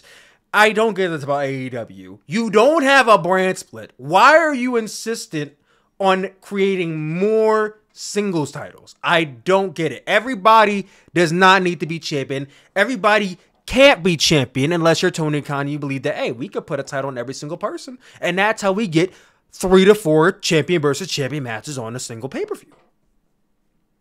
I don't know. Tyler, 2 stars. Let's move on. I don't know, man. Mental gymnastics. Let me stop doing Pilates over here. I'm not that flexible. 2 stars. Mercedes. 2 stars. I want to go 2. I would at least say 3.5. It was good. It needs a story. I can't without a story. True, it needs a story. True. Okada won. And one more thing before I end this out. Kazuchika Okada, one of the greatest Japanese wrestlers to ever live. This championship, I feel like, is really holding him back. The faction he's in is holding him back. Kazuchika Okada joined AEW as a heel with the Elite, and it was fresh and new because Okada did the Shame Rainmaker shtick in New Japan for 10 years. So when he came in AEW as a heel, I was like, oh, I'm locked the fuck in. I'm here. I'm here for this. Kenny Omega got injured. We never got to see Okada versus Omega. Hopefully we do get to see it at some time in the future, even if Kenny Omega has some limitations. But the second they went into this direction where Okada and Young Bucks and Jack Perry are against AEW, and now they're teaming up to take down the establishment, and it's like that was the second where Okada's just became the background player of the Elite. He feels like the background player of the Elite, which is odd because he's been the face of the biggest Japanese wrestling promotion in the world for 10 years. But this guy is the tertiary let's be honest, the tertiary mid-card champion of AEW, because the major one is the TNT and the secondary is international. He's the tertiary mid-card champion. He has defenses every now and again. Mainly he's in tag team matches. And then he hasn't had a single, banger match. I'm not going to sit here and say that Kazuchika Okada was having 5-star matches every goddamn week on New Japan, but he was having 5-star matches in New Japan. He hasn't had a single one since his AEW session. I'm sorry. He has not had a single one. And I'm not saying he has to go out there and he has to, he has to go leaps and bounds and go insane and break his back, because I know he's working on injuries and whatnot. But Okada, I just feel like, has been less than stellar in his AEW run. Outside of him calling people bitches, which gets old after a while. This is not the Okada I thought was coming into AEW. I'll just say that much. I hope he splits from the Elite soon, because this faction is holding him back completely. Let's move on now. Mercedes, unless you want to add on to that. No, sir. Okay. Mercedes Moné versus Hikaru Shida for the AEW TBS Championship. We can skip this match if you want to, because I ain't gonna lie, this match it didn't do nothing. It didn't move me whatsoever. I will say, all I'll say about this match, decent bounce back from Mercedes. I feel really bad for everything that happened at All In. She was carrying Britt Baker. Oof. I don't want to, you know what? Who cares? We're on this podcast. I feel like Britt Baker was sandbagging in that match, and that sucks because that is highly unprofessional. Again, that was just my perspective from watching the match and seeing some of the suplex attempts feel not as fluid as they could be. And I think that this was a solid match to get Mercedes back on track, and I look forward to hopefully her reign getting another meaningful feud going forward. I don't know who that will be against, but she definitely could use a good feud going into Wrestle Dream.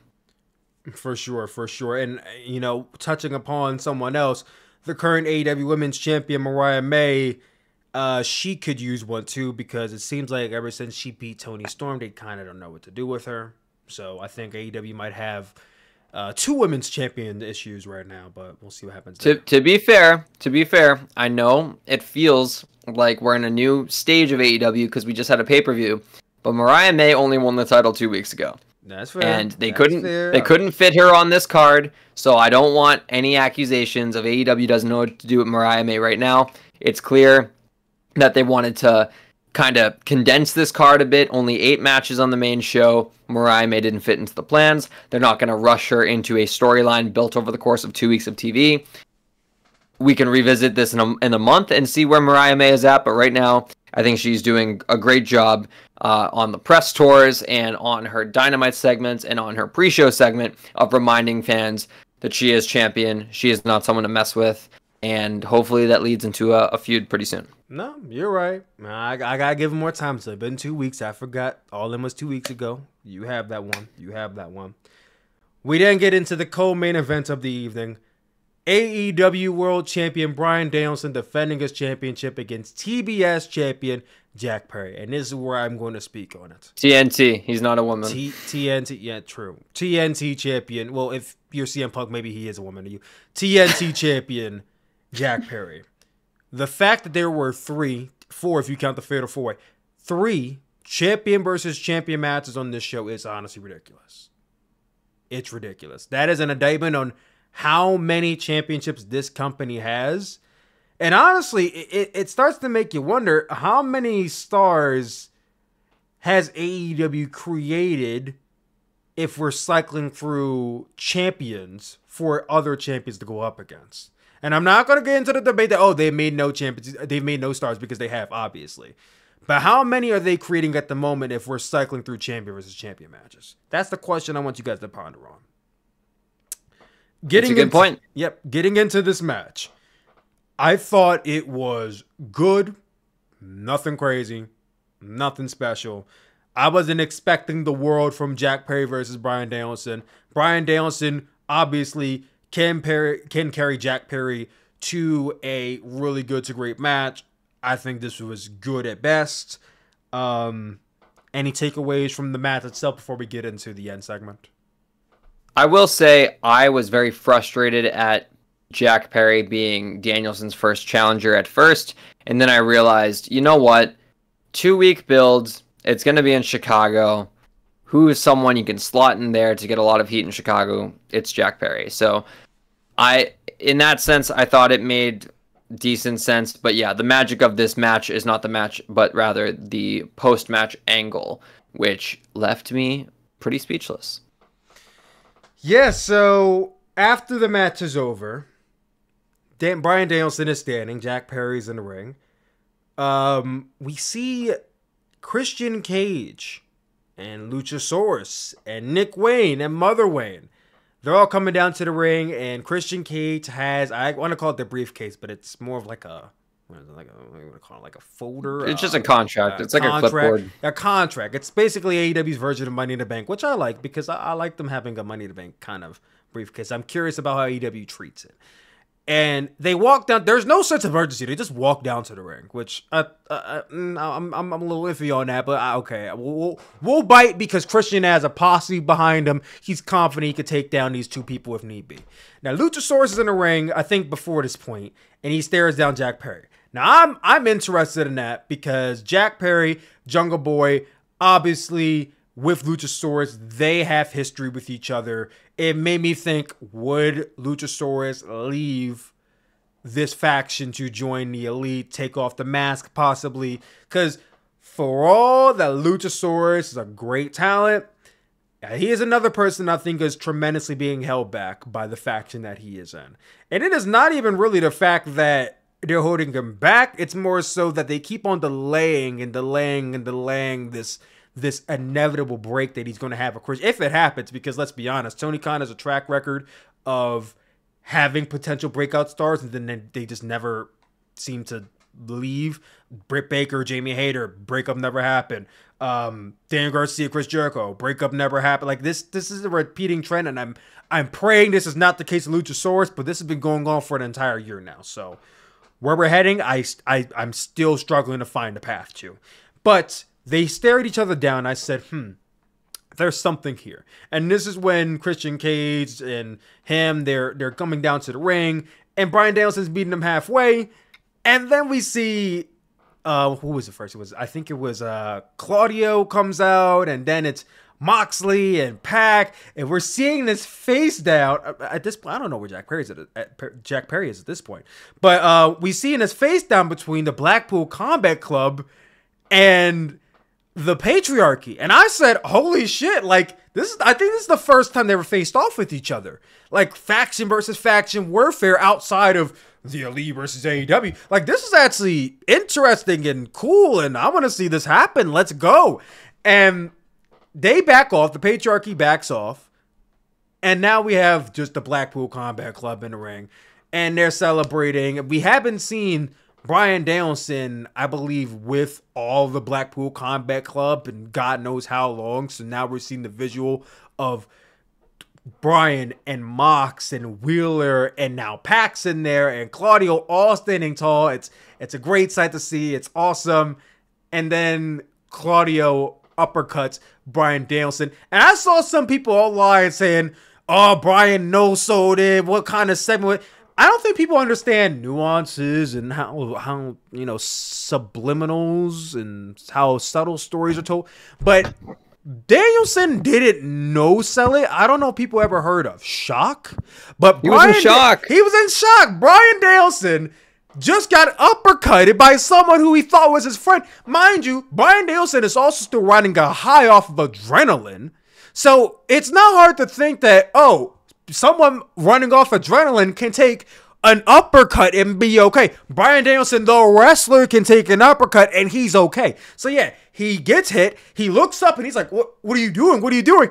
And then in the background, Jon Moxley has a bag. And I don't recall seeing this in any modern day wrestling. Back in like the 90s, I think it happened on like a WWF Raw segment or something. But Jon Moxley has a bag, plastic bag.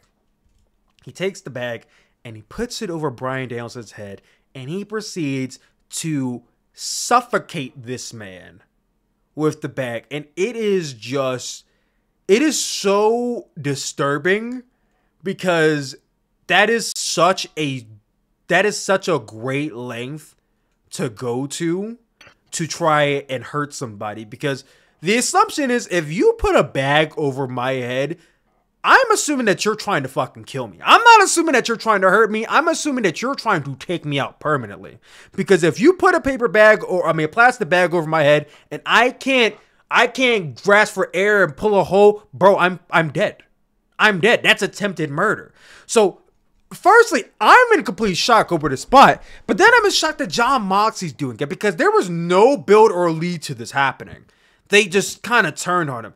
And I do find it I don't know how to describe the words for it, but the idea that Jon Moxley came back to AEW with Marina Shafir and he's on his tirade and he's speaking in riddles.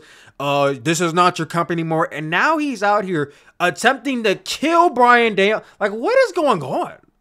That is my, like, what the hell is going on with Jon Moxley at this point? I don't know where this character is going. And it's not even in like an intriguing, I'm excited. I'm baffled and very confused by the direction of this character. It's very confusing to me, but I digress. He's trying to suffocate this man, and Pac is holding back Will Yuta, who is crying basically in the middle of the ring. He's like, no, Danielson, no. And it's sad, but it's crazy. And Danielson, he passes out because Bryan Danielson loves faking his death in matches. But then the funniest part is that apparently AEW was so broke from using Europe's Final Countdown, they couldn't afford a stretcher. They had to carry Bryan Danielson out of there, and that was funny. But Liam, what is your take on everything that went down? Because this was a simply crazy segment. I need to hear your thoughts on this. What is your takeaway? It's a great angle. It's a great visual. It's a great definitive heel turn for Jon Moxley. We knew he was erring on the side of villainy ever since he came back, but this was a good exclamation point on it.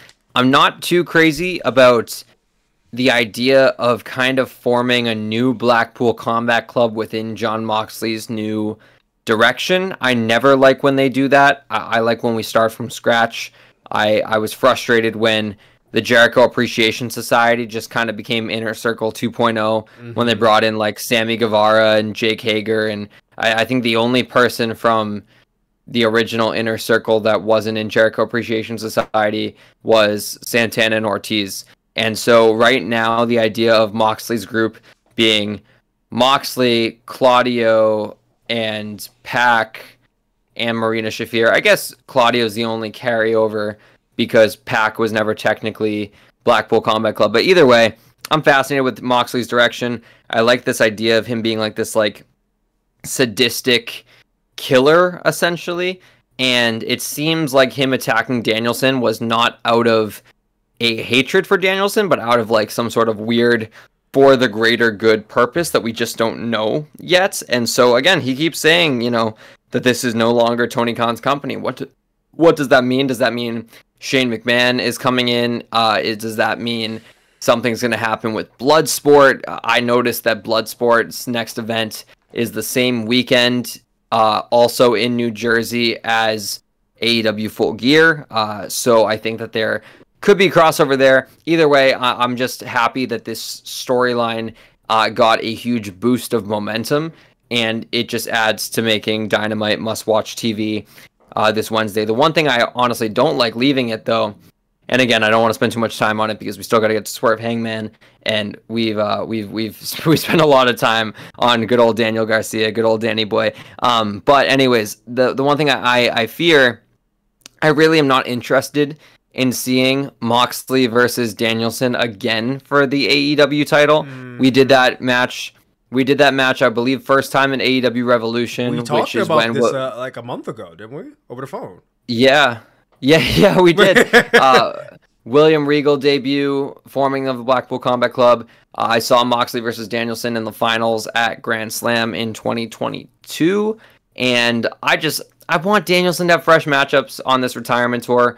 And also, too, I don't see how you do Moxley versus Danielson and not have Danielson lose to Moxley based on trajectory of momentum. Not to intervene here, but, for a man who said that he is perfectly content with this being the end of his career leading into All In, and how I've accepted that, I'm ready to go home to my family. Man, Bryan Danielson seems to be a very busy man now. Feuding with Jack Perry. Now he's about to go into a match with Darby Allin. Now he has a subsequent feud with Jon Moxley. Like, aren't we on the retire? Like, he's doing a lot.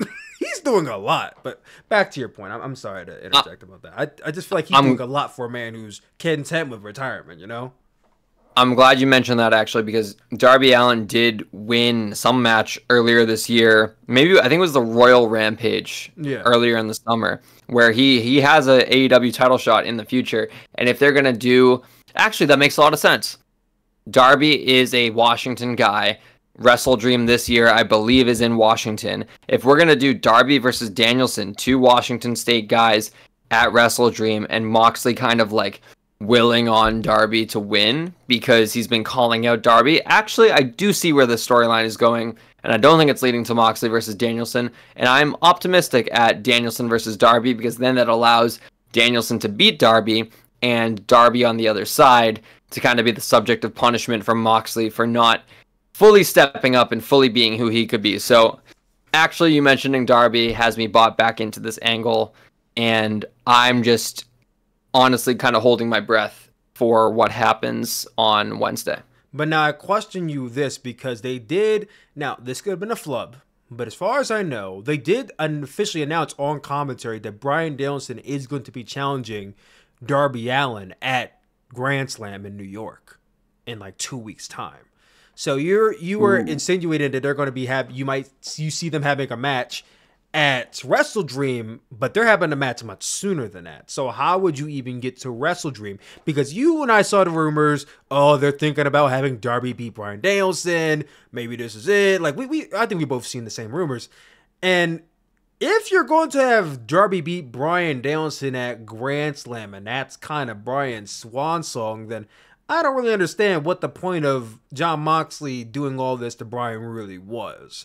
So at that point, I'm like, I don't even think Bryan should be losing to Darby if you're going to be doing this story now with him and Moxley. So that really, like I said, Bryan's a busy man. This puts a weird turn on things.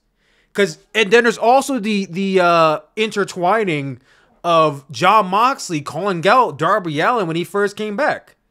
He said, Darby, I just want to talk. Now Darby's facing Bryan. These are two people who are both targeted by Jon Moxley. So there's got to be some obvious interference from Jon Moxley in that match. The question is just, does Bryan win or does he lose? And like I said, I don't see how Bryan loses that match if they're going to be doing Moxley versus Bryan at some point. So I don't know what's going on there. I guess we'll find out on Wednesday. I guess we will find out on Wednesday. I go 3 for this match. I'll go 3 as well. At least there was a little bit of a story. Okay. Now we move on to the main event. Now AEW says it's lights out, so technically this isn't the main event. It wasn't even an AEW match for real, but we'll say it's the main event because it's the last match. The main event of the show was not champion versus champion, believe it or not.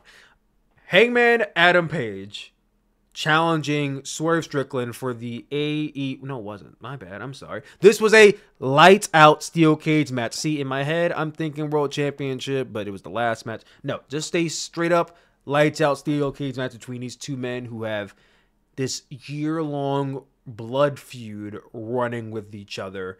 And it has finally come to this culmination in this barbaric lights out steel cage match, which started with Hangman Page both men really attempting to kill each other by sticking their heads out of the ring while the cage is being lowered. Now the cage is being lowered slower than molasses, so it would have took them maybe 5 minutes for them to get crushed by it, but they were trying to kill each other then, and then they're putting tools into the ring, and there's a bin, and there's this, there's that, and it's absolute carnage. Liam, I figure maybe you wanna cover this and talk about it, because this is the match you were anticipating a lot and were very excited about. Yeah, I hate violence for the sake of violence in wrestling. I like any type of spot that has meaning behind it, and everything from the staple gun to the cinder block to just the blood that was spilled in this steel cage. I thought all told such a beautiful, barbaric story. Like, this is one of those matches where if you're not watching AEW and you just see a clip of this, you might be like disgusted and like, what the hell? Why are we going this far? If you know the story between these two, man, is it special, because it's like these two genuinely despise each other, and it took us a year of slow burn, no pun intended, to get here. Like, it started with Swerve just wanted Hangman's spot, and he wanted to bring out the fire inside of him, and slowly over time we got to a position where both men want to come at each other's throats. And the way that this match escalated all the way up to the finish, I thought was awesome. And again, I don't know if this tops the Full Gear death match they had last year, but it's pretty damn close. And again, there's a lot to love in this match. I do just kind of want to fast forward to the finish, because I thought it was a perfect kind of exclamation point on this feud. Neither man in reality was going to get pinned in this match. Neither man in reality was going to tap out in this match. The only way I saw this match ending was with one of the two passing out, and considering Swerve is undefeated against Hangman thus far, and Swerve is coming off of a title reign, and Hangman kind of needs some wins in order to regain his spot on the card, I felt like Hangman needed to win. And so I was like, okay, he will definitely make pass. It's getting late on the East Coast, ladies and gentlemen. Yeah. He's definitely going to make Swerve pass out. And the fact that we did this with a steel chair shot to the head that broke the chair, I understand it's 2024, concussions are real, protocol is real, and we are largely uncomfortable by unprotected steel chair shots to the head. I will say, though AEW has done a fair share of them, Shawn Spears to Cody Rhodes, Jack Perry took one a couple weeks ago at Blood and Guts. This is the one time where I felt the feud warranted this level of violence. 100%. And I thought it was honestly, again, I sound like a sicko with saying this. I thought it was a beautiful ending to this match. I 100% agree with you. Now, I do want to ask you, because this is a burning question I think a lot of people are wondering, especially between both of us. How did you feel about the ultra violence in this match? The cinder block spots, the needle spot. How did you feel about those spots? Was it too much? Did it not have a place in wrestling? Do you think it fits? Like, where's your head at with those spots? The needle spot might have been too far. The needle spot might have been the one that went a little too far. However, this is the one feud in wrestling right now across all companies that warrants going too far. It honestly, in my opinion, it is up to Hangman and Swerve to take this as far as they want to take it, because what they have done on week-to-week television has made sense. Drew McIntyre and CM Punk is the blood feud that's headlining WWE right now. They have not fully earned this level of violence. No, they haven't. Neither man has burned down the other man's house. They are getting there, clearly, because I believe we're going to get Hell in a Cell between the two at Bad Blood. But if you watch a compilation of the Hangman Swerve feud on YouTube, and you watch from the start to how this fully escalated to the house burning down on Wednesday, everything in this match made sense. Everything from how much Swerve wants to kill Hangman to how much Hangman wants to kill Swerve.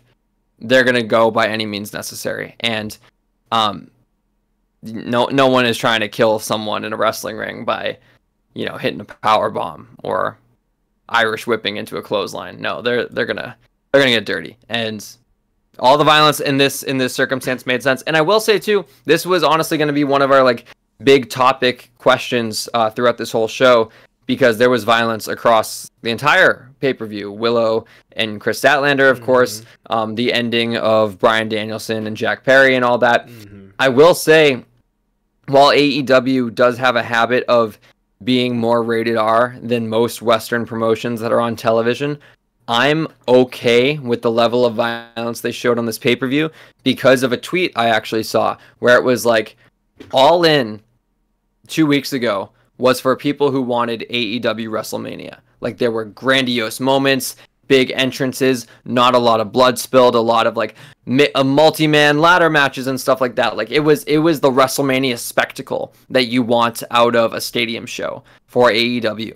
All Out, while All Out has not necessarily been defined by violence, it felt like what a WWE Extreme Rules should feel like, where this is the pay-per-view where we turn it up to a level of okay, because All In and All Out are essentially, they're sequels to one another. Just based on the fact that the names alone, All In, All Out. All In is the one where we go all in and we give you the good guy PG version of wrestling where it's a spectacle, it's a stadium, we all love it. And All Out is when it's the underground stuff and we go a little more violent. So I thought it was appropriate given the pay-per-view. I just hope that this doesn't become a habit where Wrestle Dream and Full Gear and World's End all of a sudden have unnecessary violence. I think this pay-per-view necessitated violence and we got an appropriate amount of it. Perfect response. Now, my thoughts on it, to get very bare with the question, I feel like a lot of people are asking me, do I think those spots went too far? I think in a company like AEW where we've had ultra violence in a company before, I mean, you can go back to their match at Full Gear last year when Hangman was literally damn near drinking blood pouring out of the head of Swerve Strickland. They are going to do nasty, gnarly spots. And is it dangerous to have Swerve Strickland getting powerbombed onto a real cinder block? 100% that is dangerous. And I do believe to some extent they can do a little bit better protecting themselves because the cinder block have to be 100. Maybe it's gimmick, I don't know. But it looked 100% real to me. But by the way it sounded when it slammed down, to the way it didn't budge when it hit each other, it didn't look gimmick to me in the slightest. I think that might have been a real cinder block. Should we be using a real cinder block in this match where you're going to be falling full body on it? I don't think so, because that could have seriously messed him up really badly. I don't think that spot was 100% necessary. If that spot gets erased from this match, does the match still have 5 stars? Is it still a memorable match? The answer is yes. I think without the cinder block spot, the match is still fine. If this match does not have the needle spot, is it fine? I think 100% people are going to say, yes, this match didn't need the needle spot. It played no story relevance whatsoever. It was just to gross people out. And him taking out the grill, that has some relevance because, I'm black. There's importance to that. There's a story behind that. Taking out of his mouth, I get. But then going for the needles, I didn't get. I thought he was going to take the grill out and stomp on it and spit on it. Maybe go as far as to fucking put the grill in his mouth. I didn't know what he was going to do. But he took it out and then he put the needles in. I'm like, you could have did the needles with the grills in his mouth, honestly. But the point being, those spots did not need to happen for this match to have the level of intensity that it did. Did they add to this match? The answer is yes, because those are essentially unforgettable spots. We can all admit to that, especially the ending with the steel chair spot, which is another one. Does that detract from the match if it's taken out? I would say the steel chair spot is integral because that's the ending to the match. And I don't think there's a better ending you could have gotten after they did all that than the chair spot. AEW, I think, saying they are a... Oh, do I really want to go there? don't want to go there.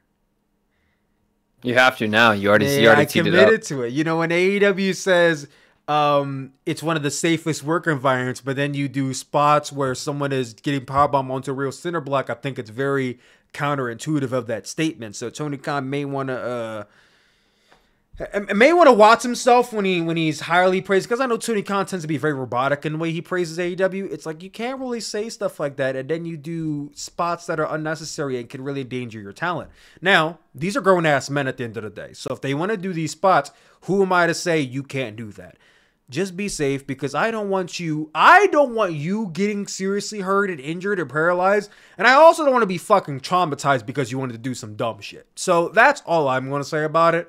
If you're going to do it. Just be safe about it, please. I think the cinder block spot wasn't really that necessary. We could have done without it. Am I going to cry and bitch the way I see people doing online? No, maybe 5 years ago when AEW first started and they were doing Kenny Omega versus John Moxley, I was crying and bitching and moaning about, this is a real wrestling. But I'm a grown-ass man now. It's like, yo, if y'all grown-ass man too, just be safe. That's all I ask. That's literally all I ask. Just be safe about it. As far as the match goes, I thought it was great for the violence that we got. It's hard to rate a match that's like this because you're just grading it off of violence and intensity.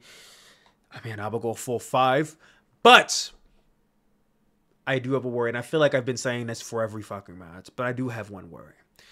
My worry is that now that we have gotten a 4th match from Swerve and Hangman, and a 3rd match that has a lot of violence, is that now they have set a bar where if this is not the end of the feud and they want to have one more match, then they have to go a step above what they did in this match. Because the thing about the last match they had is that it was super disgusting and nasty. They were getting stapled. They were bleeding all over the place. It's like, how much further can you go? And then they said, oh, we're going to try and top that. And to some extent, I don't really think they did top the 3rd match they had at Full Gear, but in some ways they did. But the thing is, it seems like now they're trying to one up the previous match they had, and it's like, that's my concern, is that now they're going to try to one up the last one. And if you don't, now it's a disappointing match, because you set this bar where now we're expecting disgusting, gritty violence. And I think that's a very dangerous bar to set for a wrestling match where guys can legitimately get injured. That is my concern. If this is the end of the feud, great. But I don't get the sense that it is. I don't know what it is. I just don't get the sense that it is. I think there might be one more match left in the tank. And if they do have another match, for the love of God, please don't fucking die, because I don't know what they're going to do in the next match, but I feel like they're about to do some real dangerous shit. Liam, what are your thoughts on what I just said? I completely understand what you're saying. There will be one more match. This was not the end of the feud. And there might be 2 more matches, honestly, because Swerve has 2 victories, Hangman has 1. So maybe Hangman steals another victory before we get like a 5th indecisive match. I understand the idea of always wanting to top the previous contest, but at the same time, I think there are ways that they can. I don't even want to say top this, because professional wrestling is like movies. There are plenty of different genres. As MJF likes to say, there's plenty of different flavors of ice cream. I would never compare a 10 out of 10 comedy is so different from a 10 out of 10 horror thriller compared to a 10 out of 10 rom-com. Like, there's a way that we can get more from the Swerve and Hangman rivalry that exists outside of what has become a slasher film, essentially. That's the genre of film they're in right now. There's a way we can get into an action adventure. It's hard to pivot there because of where the storyline has progressed to, but I'm confident in this storyline's booking because it's been booked so strongly so far, and it's so clear that Swerve and Hangman have so much of their own personal input into it. So I understand your concern. I don't have an answer for your concern other than trust the process and trust the people who are involved in booking this storyline. And again, we are being blessed with one of the greatest blood feuds in modern wrestling history right now. I'm just enjoying it for the ride. And if it starts to go off the rails, I will call it out. But for now, I'm happy with where it's at. Very admirable response. Very admirable response. So, now we've gone through All Out. Overall, what would you give this show out of 10?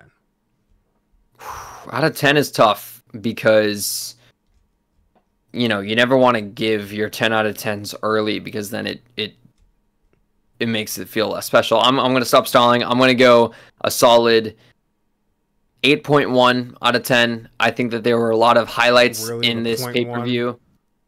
Yeah, man, bro, we're not doing rookie scores out here. You were given 3.25 stars out here. You can't call up my decimals.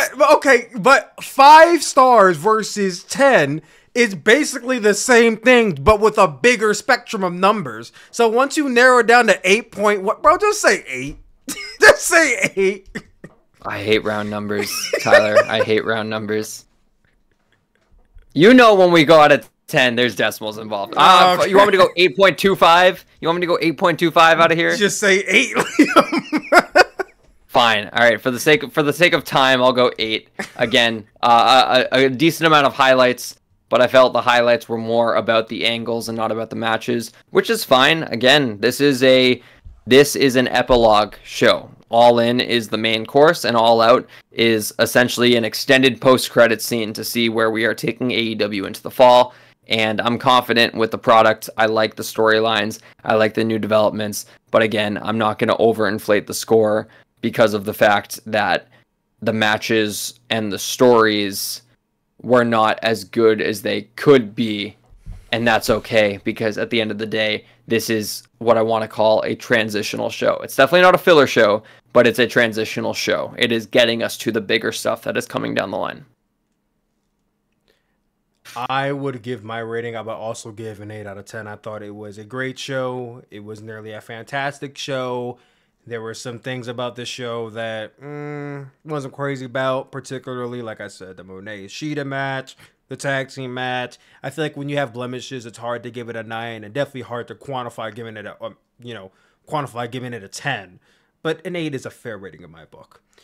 That was our review of AEW All Out. Now we get to the mailbag portion of the show. We got about 4 or 5 questions here we're going to get into. We're not going to spend too much time on it because we are nearing the 2-hour mark. And we wanted to keep our show about an hour long, but this is the first episode, so we're going OT, and that's fine. But the first question, I asked this question over on Instagram on my IG stories. So for next episode, make sure you follow me on Instagram at Sooplex with 2 X's, because I will be putting out the similar one where I ask you guys to ask us questions for the podcast, and I'll select the most intriguing and best ones to ask on here. The first question being from Multiverse Miles on Instagram, and it's for me directly. He asks for both of us. He asks, how long have you had this idea of a podcast? How long have we had the idea of the podcast? Well, we answered it a little bit earlier, right? 4 months, about 4.5 months. We did answer earlier. So, you know what? There was another question that was similar to this one, and I can't remember exactly who asked because I didn't screenshot it, but how did we both meet? SummerSlam 2023, baby. SummerSlam right in the media section. Now, I knew of Liam before this moment because by the time we got to SummerSlam 2023, I had already seen Liam doing interviews with wrestlers during WrestleMania weekend. I've seen his work on Comic Book. I've seen his work on Instagram. I believe I was already following him by this point. And my friend Alex Coleman, shout out to Alex Coleman. You guys may have seen him on this channel before. He's friends with him too. And by mutual, he was like, yeah, Liam's going to be at the show. And I'm like, oh, cool. So I get to SummerSlam. I get in through the media section. That was my first time being media, so it's a very special show for me in that right. But I get to the media section, and Alex is like the row over. But as I'm going to my seat, I see Liam across from me, and I'm like, I think that's Liam Crowley. So I go over and I'm like, hey, are you Liam Crowley? I feel like a whole fucking mark. And he's like, yeah. And I'm like, oh yeah, my friend Alex is here too. I think you know Alex. He's like, yeah, I know who Alex is. And then we started talking for a little bit. Now, we didn't really talk for too long during SummerSlam. That was our first time meeting. We were both there to watch wrestling, and he knew Alex before me. So that wasn't like our first, like, oh, we're friends now. But that was our first time actually meeting each other. As time went on and as we watched more shows and got to know each other, we became good friends throughout that period of time. So yes, our first meeting was SummerSlam, and we're about a year out from that, and now we're doing a podcast together. How about that, brother? How about that? Yeah, we got to kick it at Wale Mania too. Lest we forget, that was a good time. We got to go backstage and chat it up with, everyone. MVP, Carmelo Hayes, a whole bunch of people were at Wale Mania. Yeah, we got to chat up everybody. It was a fun time we had at Wale Mania. Shout out to Sean Ross Sapp, who made a backhanded comment to me at Wale Mania that is still sitting with me. I'm not gonna say what it was, but I'm like, okay, I see what you were trying to say there, but. Maybe one day I'll get to talk with Sean Marsap again. Okay. Let's get on to the next question here. This one I actually liked a lot. Oh, wow. You know what? I lied. That was actually the question that I was supposed to ask next. And that was, how did you guys meet? That was by Sir Dom is the number one. But now there's an add-on question to this one. And it was, do you think the pay-per-view was too extreme for some viewers?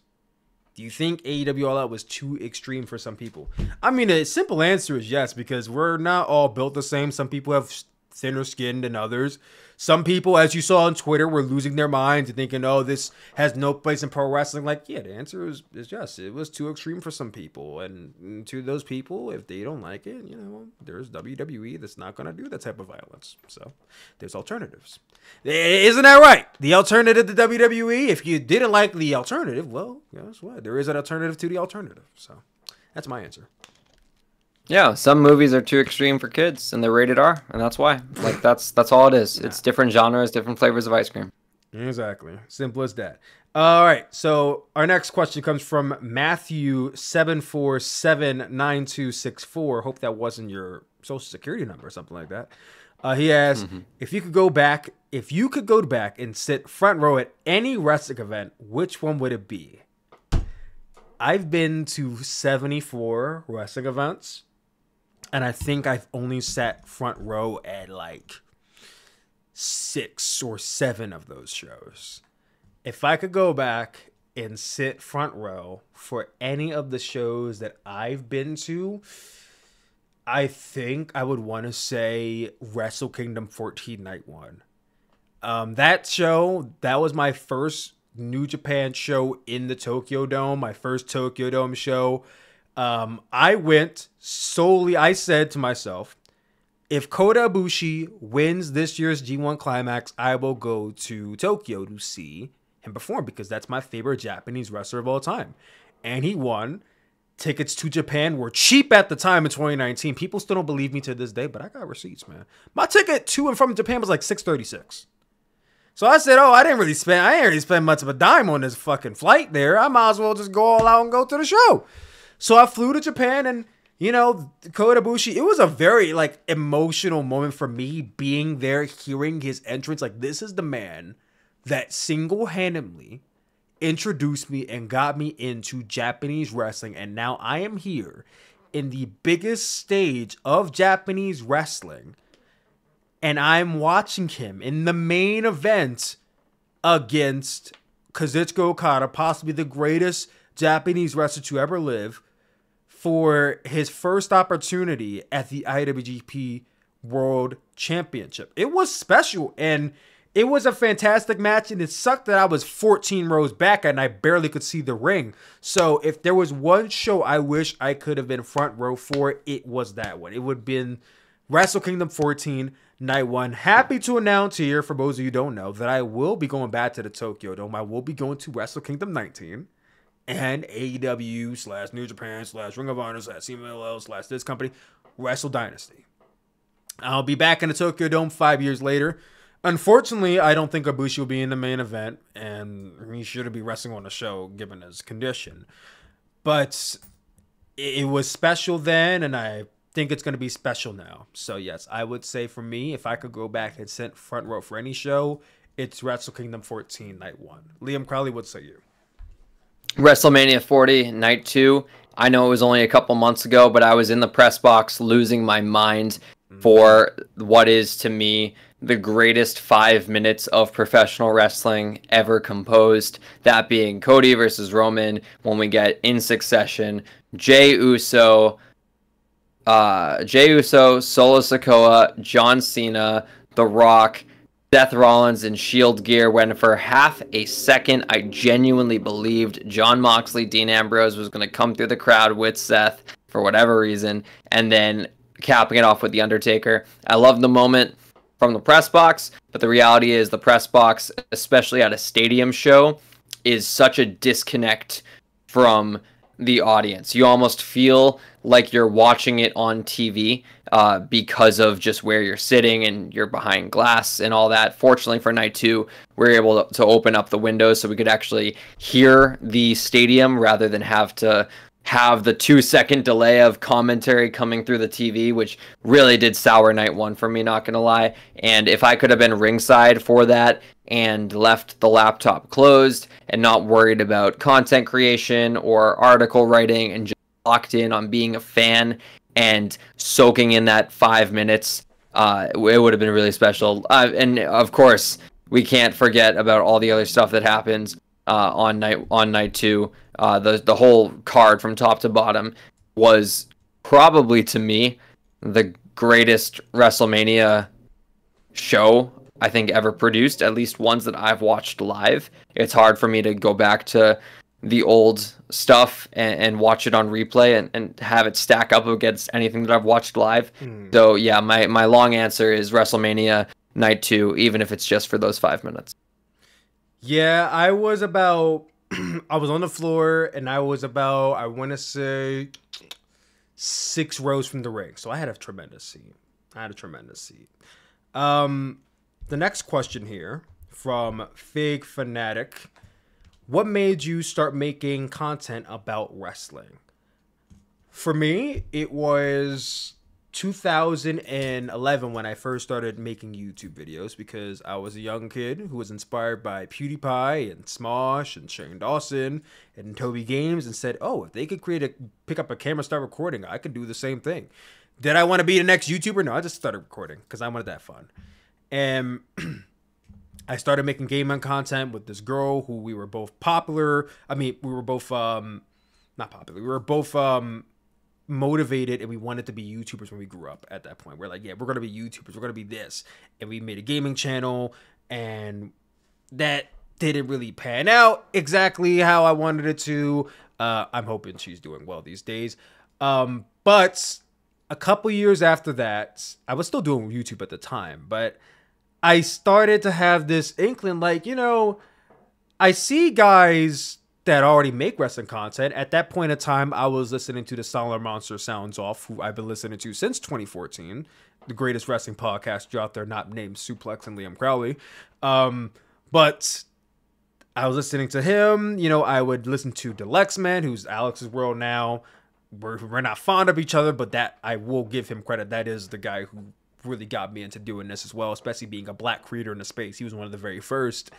And the very first being Aaron Rift of NoDQ.com. Long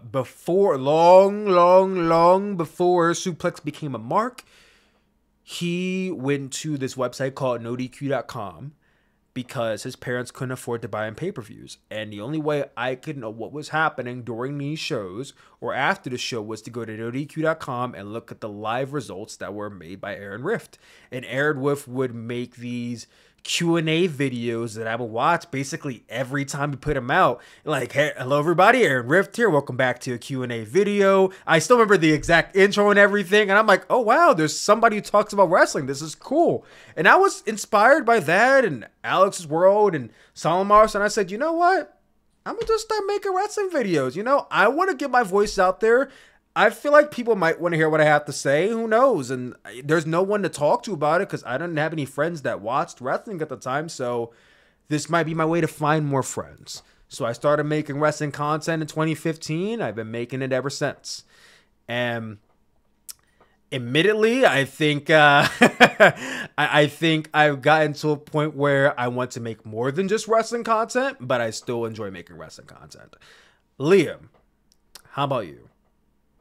Yeah, it really started with, in synchronicity with college, like around 2019, 2020 is when I started. I never went the content creation route. I always wanted to go the broadcast route. So anything I did with wrestling content specifically was usually tailored to broadcast television. And so I made a couple segments for my campus TV station's entertainment broadcast, where we ran down, it was fall 2019, so I did a whole pitch about the AEW versus NXT ratings war that was about to start, and then I did a giant 3-minute explainer about the Saudi Arabia grounded plane situation that happened with Vince and all that from 5 years ago. And that just eventually spiraled into working with Wrestling Inc. and running their TikTok account, and eventually joining Comic Book and working all the junkets and going to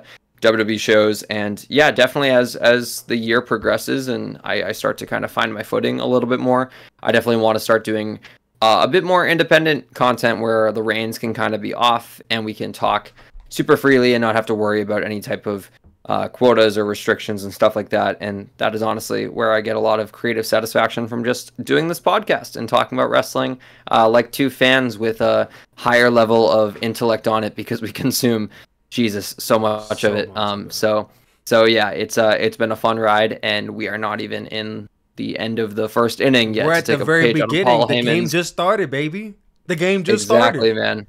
The bell just rung. I don't even think the bell just rung, exactly, and we are in a what? I don't even want to put a time on it. We're in much longer than a 60-minute Ironman. We'll put it that way. Yes, we're in for the long haul. The next question is for me, and I found this to be a very peculiar, very interesting question because I've never been asked this before. It's from FCW Wrestling Feds, and it says, Sooplex, what was your favorite year of filming content? This has never been asked before, and I don't know why. I like this question a lot. Like, it's just my favorite year of filming content, because I've been filming content since 2011, so that covers a lot of ground. And I'm going to answer this question in 3 parts because I have 3 primary platforms: YouTube, Instagram, and TikTok. So I'll start with TikTok because I've only been doing that for 3 years. And I will say my favorite year of filming TikToks had to have been 2022. Because by 2021, when I started, I was still figuring it out. And I created a few viral videos that year. But I was just etching my name. People were just finding out who Sooplex was. 2022 was the year where I just got it. I knew how to figure out TikTok. I knew the algorithm. I knew it works. I knew it goes viral. And by that point in time, my name was in people's mouths, in people's ears. It was circulating all over the place. I could go out there, I could make content with just about anything, and people would love it, and people still do. But this was at the start of it. Like, this was when it was beginning, like, okay, I can make this piece, I know it'll work, and people will love it. And I think it's the authenticity and the, I don't want to say realness, but it's the true art of just starting a project that's always the most exciting part. I think one of the most exciting parts of a new project is starting it and just the creative vision that you have for it and wanting to see it pan out and play out. And for me, that second year when I have it figured out is my favorite year of TikTok so far. So I would say for TikTok, it's 2022. For Instagram, it's 2023. Because 2022 Instagram, that I created my Instagram in 2021, but I didn't start posting it until 2022. Because I only created my Instagram for the sole purpose of making sure no one took my name. That was the only reason why I created the Instagram account.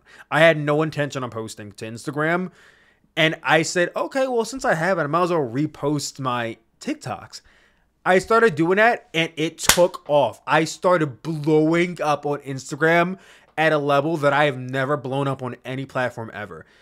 I have a TikTok and a YouTube that I've been having for years, and I grew faster on Instagram than I did on both of those platforms. And to this day, I still think it's absolute insanity the rate that I grew, and I'm still growing to this day. I'm actually closer to 100,000 on Instagram than I am YouTube, and might even overtake TikTok in like maybe a couple weeks, because we're only 1,000 away from overtaking TikTok.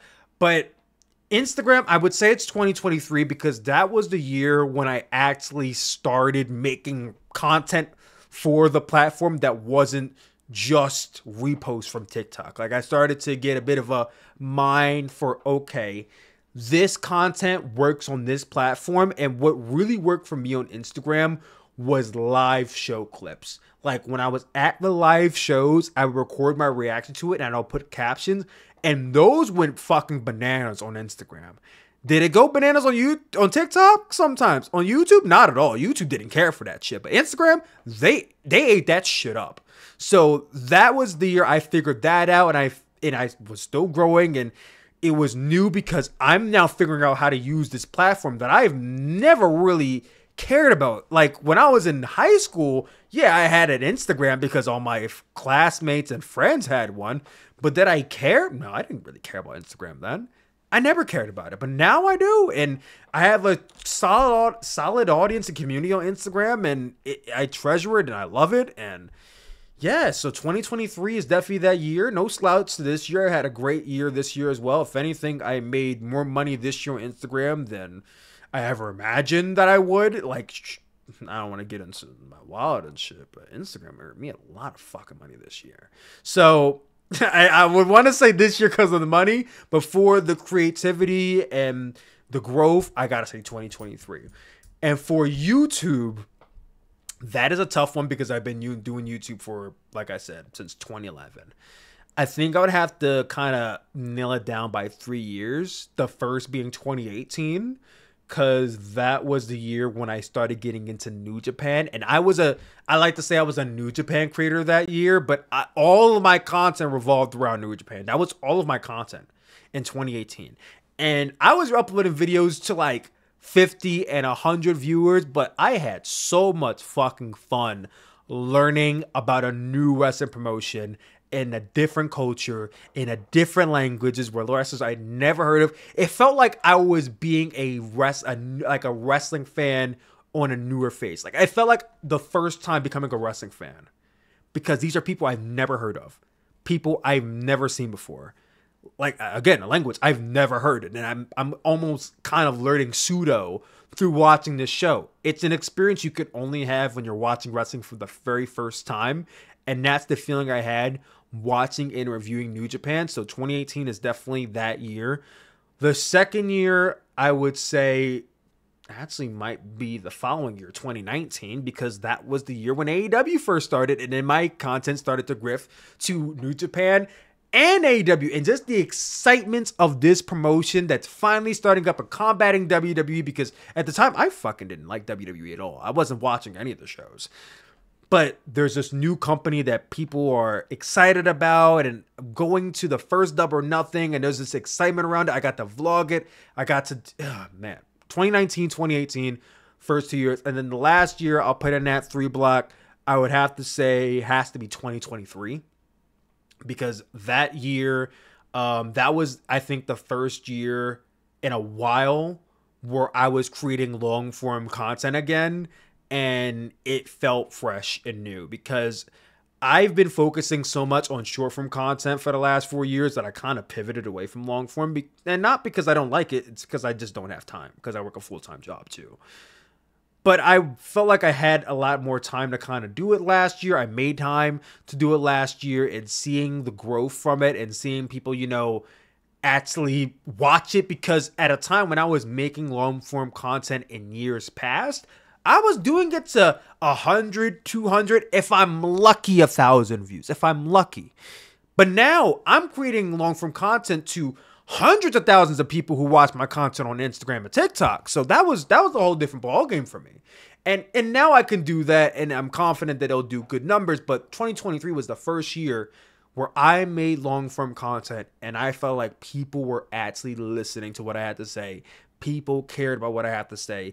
People were watching for me and my thoughts. That was like the first year in the 10 years I'm doing this where I felt like, oh shit, what I'm saying actually matters to some degree. So yes, I'm going to say for YouTube, it's 2018, 2019, 2023. If you give me a few more minutes, maybe I'll nail one down, but I don't want to go too much longer, so I'll say it's a tie between 2018, 2019, 2023 for YouTube. For Instagram, it's 2023, and for TikTok, it's 2022. So I hope that answers your question. And lastly, we got to close things out here because we've been going for about 2 hours now. From Ultra X 269. If WrestleMania 42 is in London at Wembley Stadium, do you think it will be better than either All In show? So do we think that WrestleMania 42 in London, if it takes place, will be better than All In? Now, my question to you is, what do you mean by better? Because I think that's kind of subjective to say, do we think it'll be better? So I think I'm going to kind of twist the question a little bit.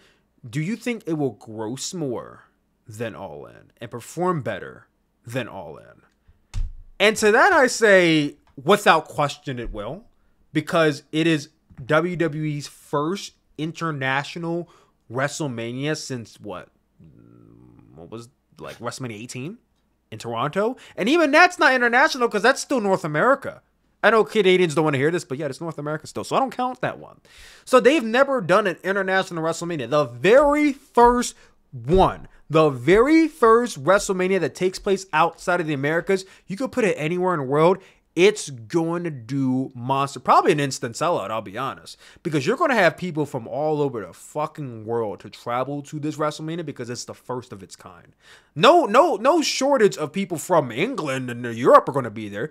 But people from Asia, people from Africa, people from North America surely will fly to Europe to be there. People from South, people from all over the world are going to that one. And it's going to sell in instantly. So to answer your question, I think 100% yes. Do I think it'll be better subjectively? I don't know. Maybe. But do I think it will do better than the first All In? Without question, it will. Yeah, money-wise, of course. I mean, it'll be a 2-night event, and it will draw more fans each night than what about one night? One night, yeah, it would still draw. It would be a sellout. Like they would 100,000 people, easy. It's WrestleMania. It's the flagship show of professional wrestling as an entire sport and entertainment. And as for quality, who knows? You know, a lot can change in the next 2 years.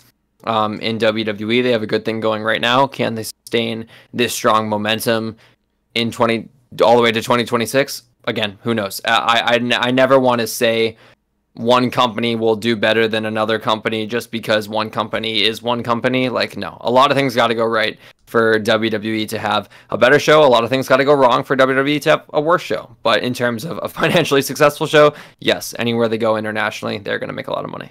They've been breaking records every single time they travel overseas. Would the first WrestleMania smash more records? Of course it would.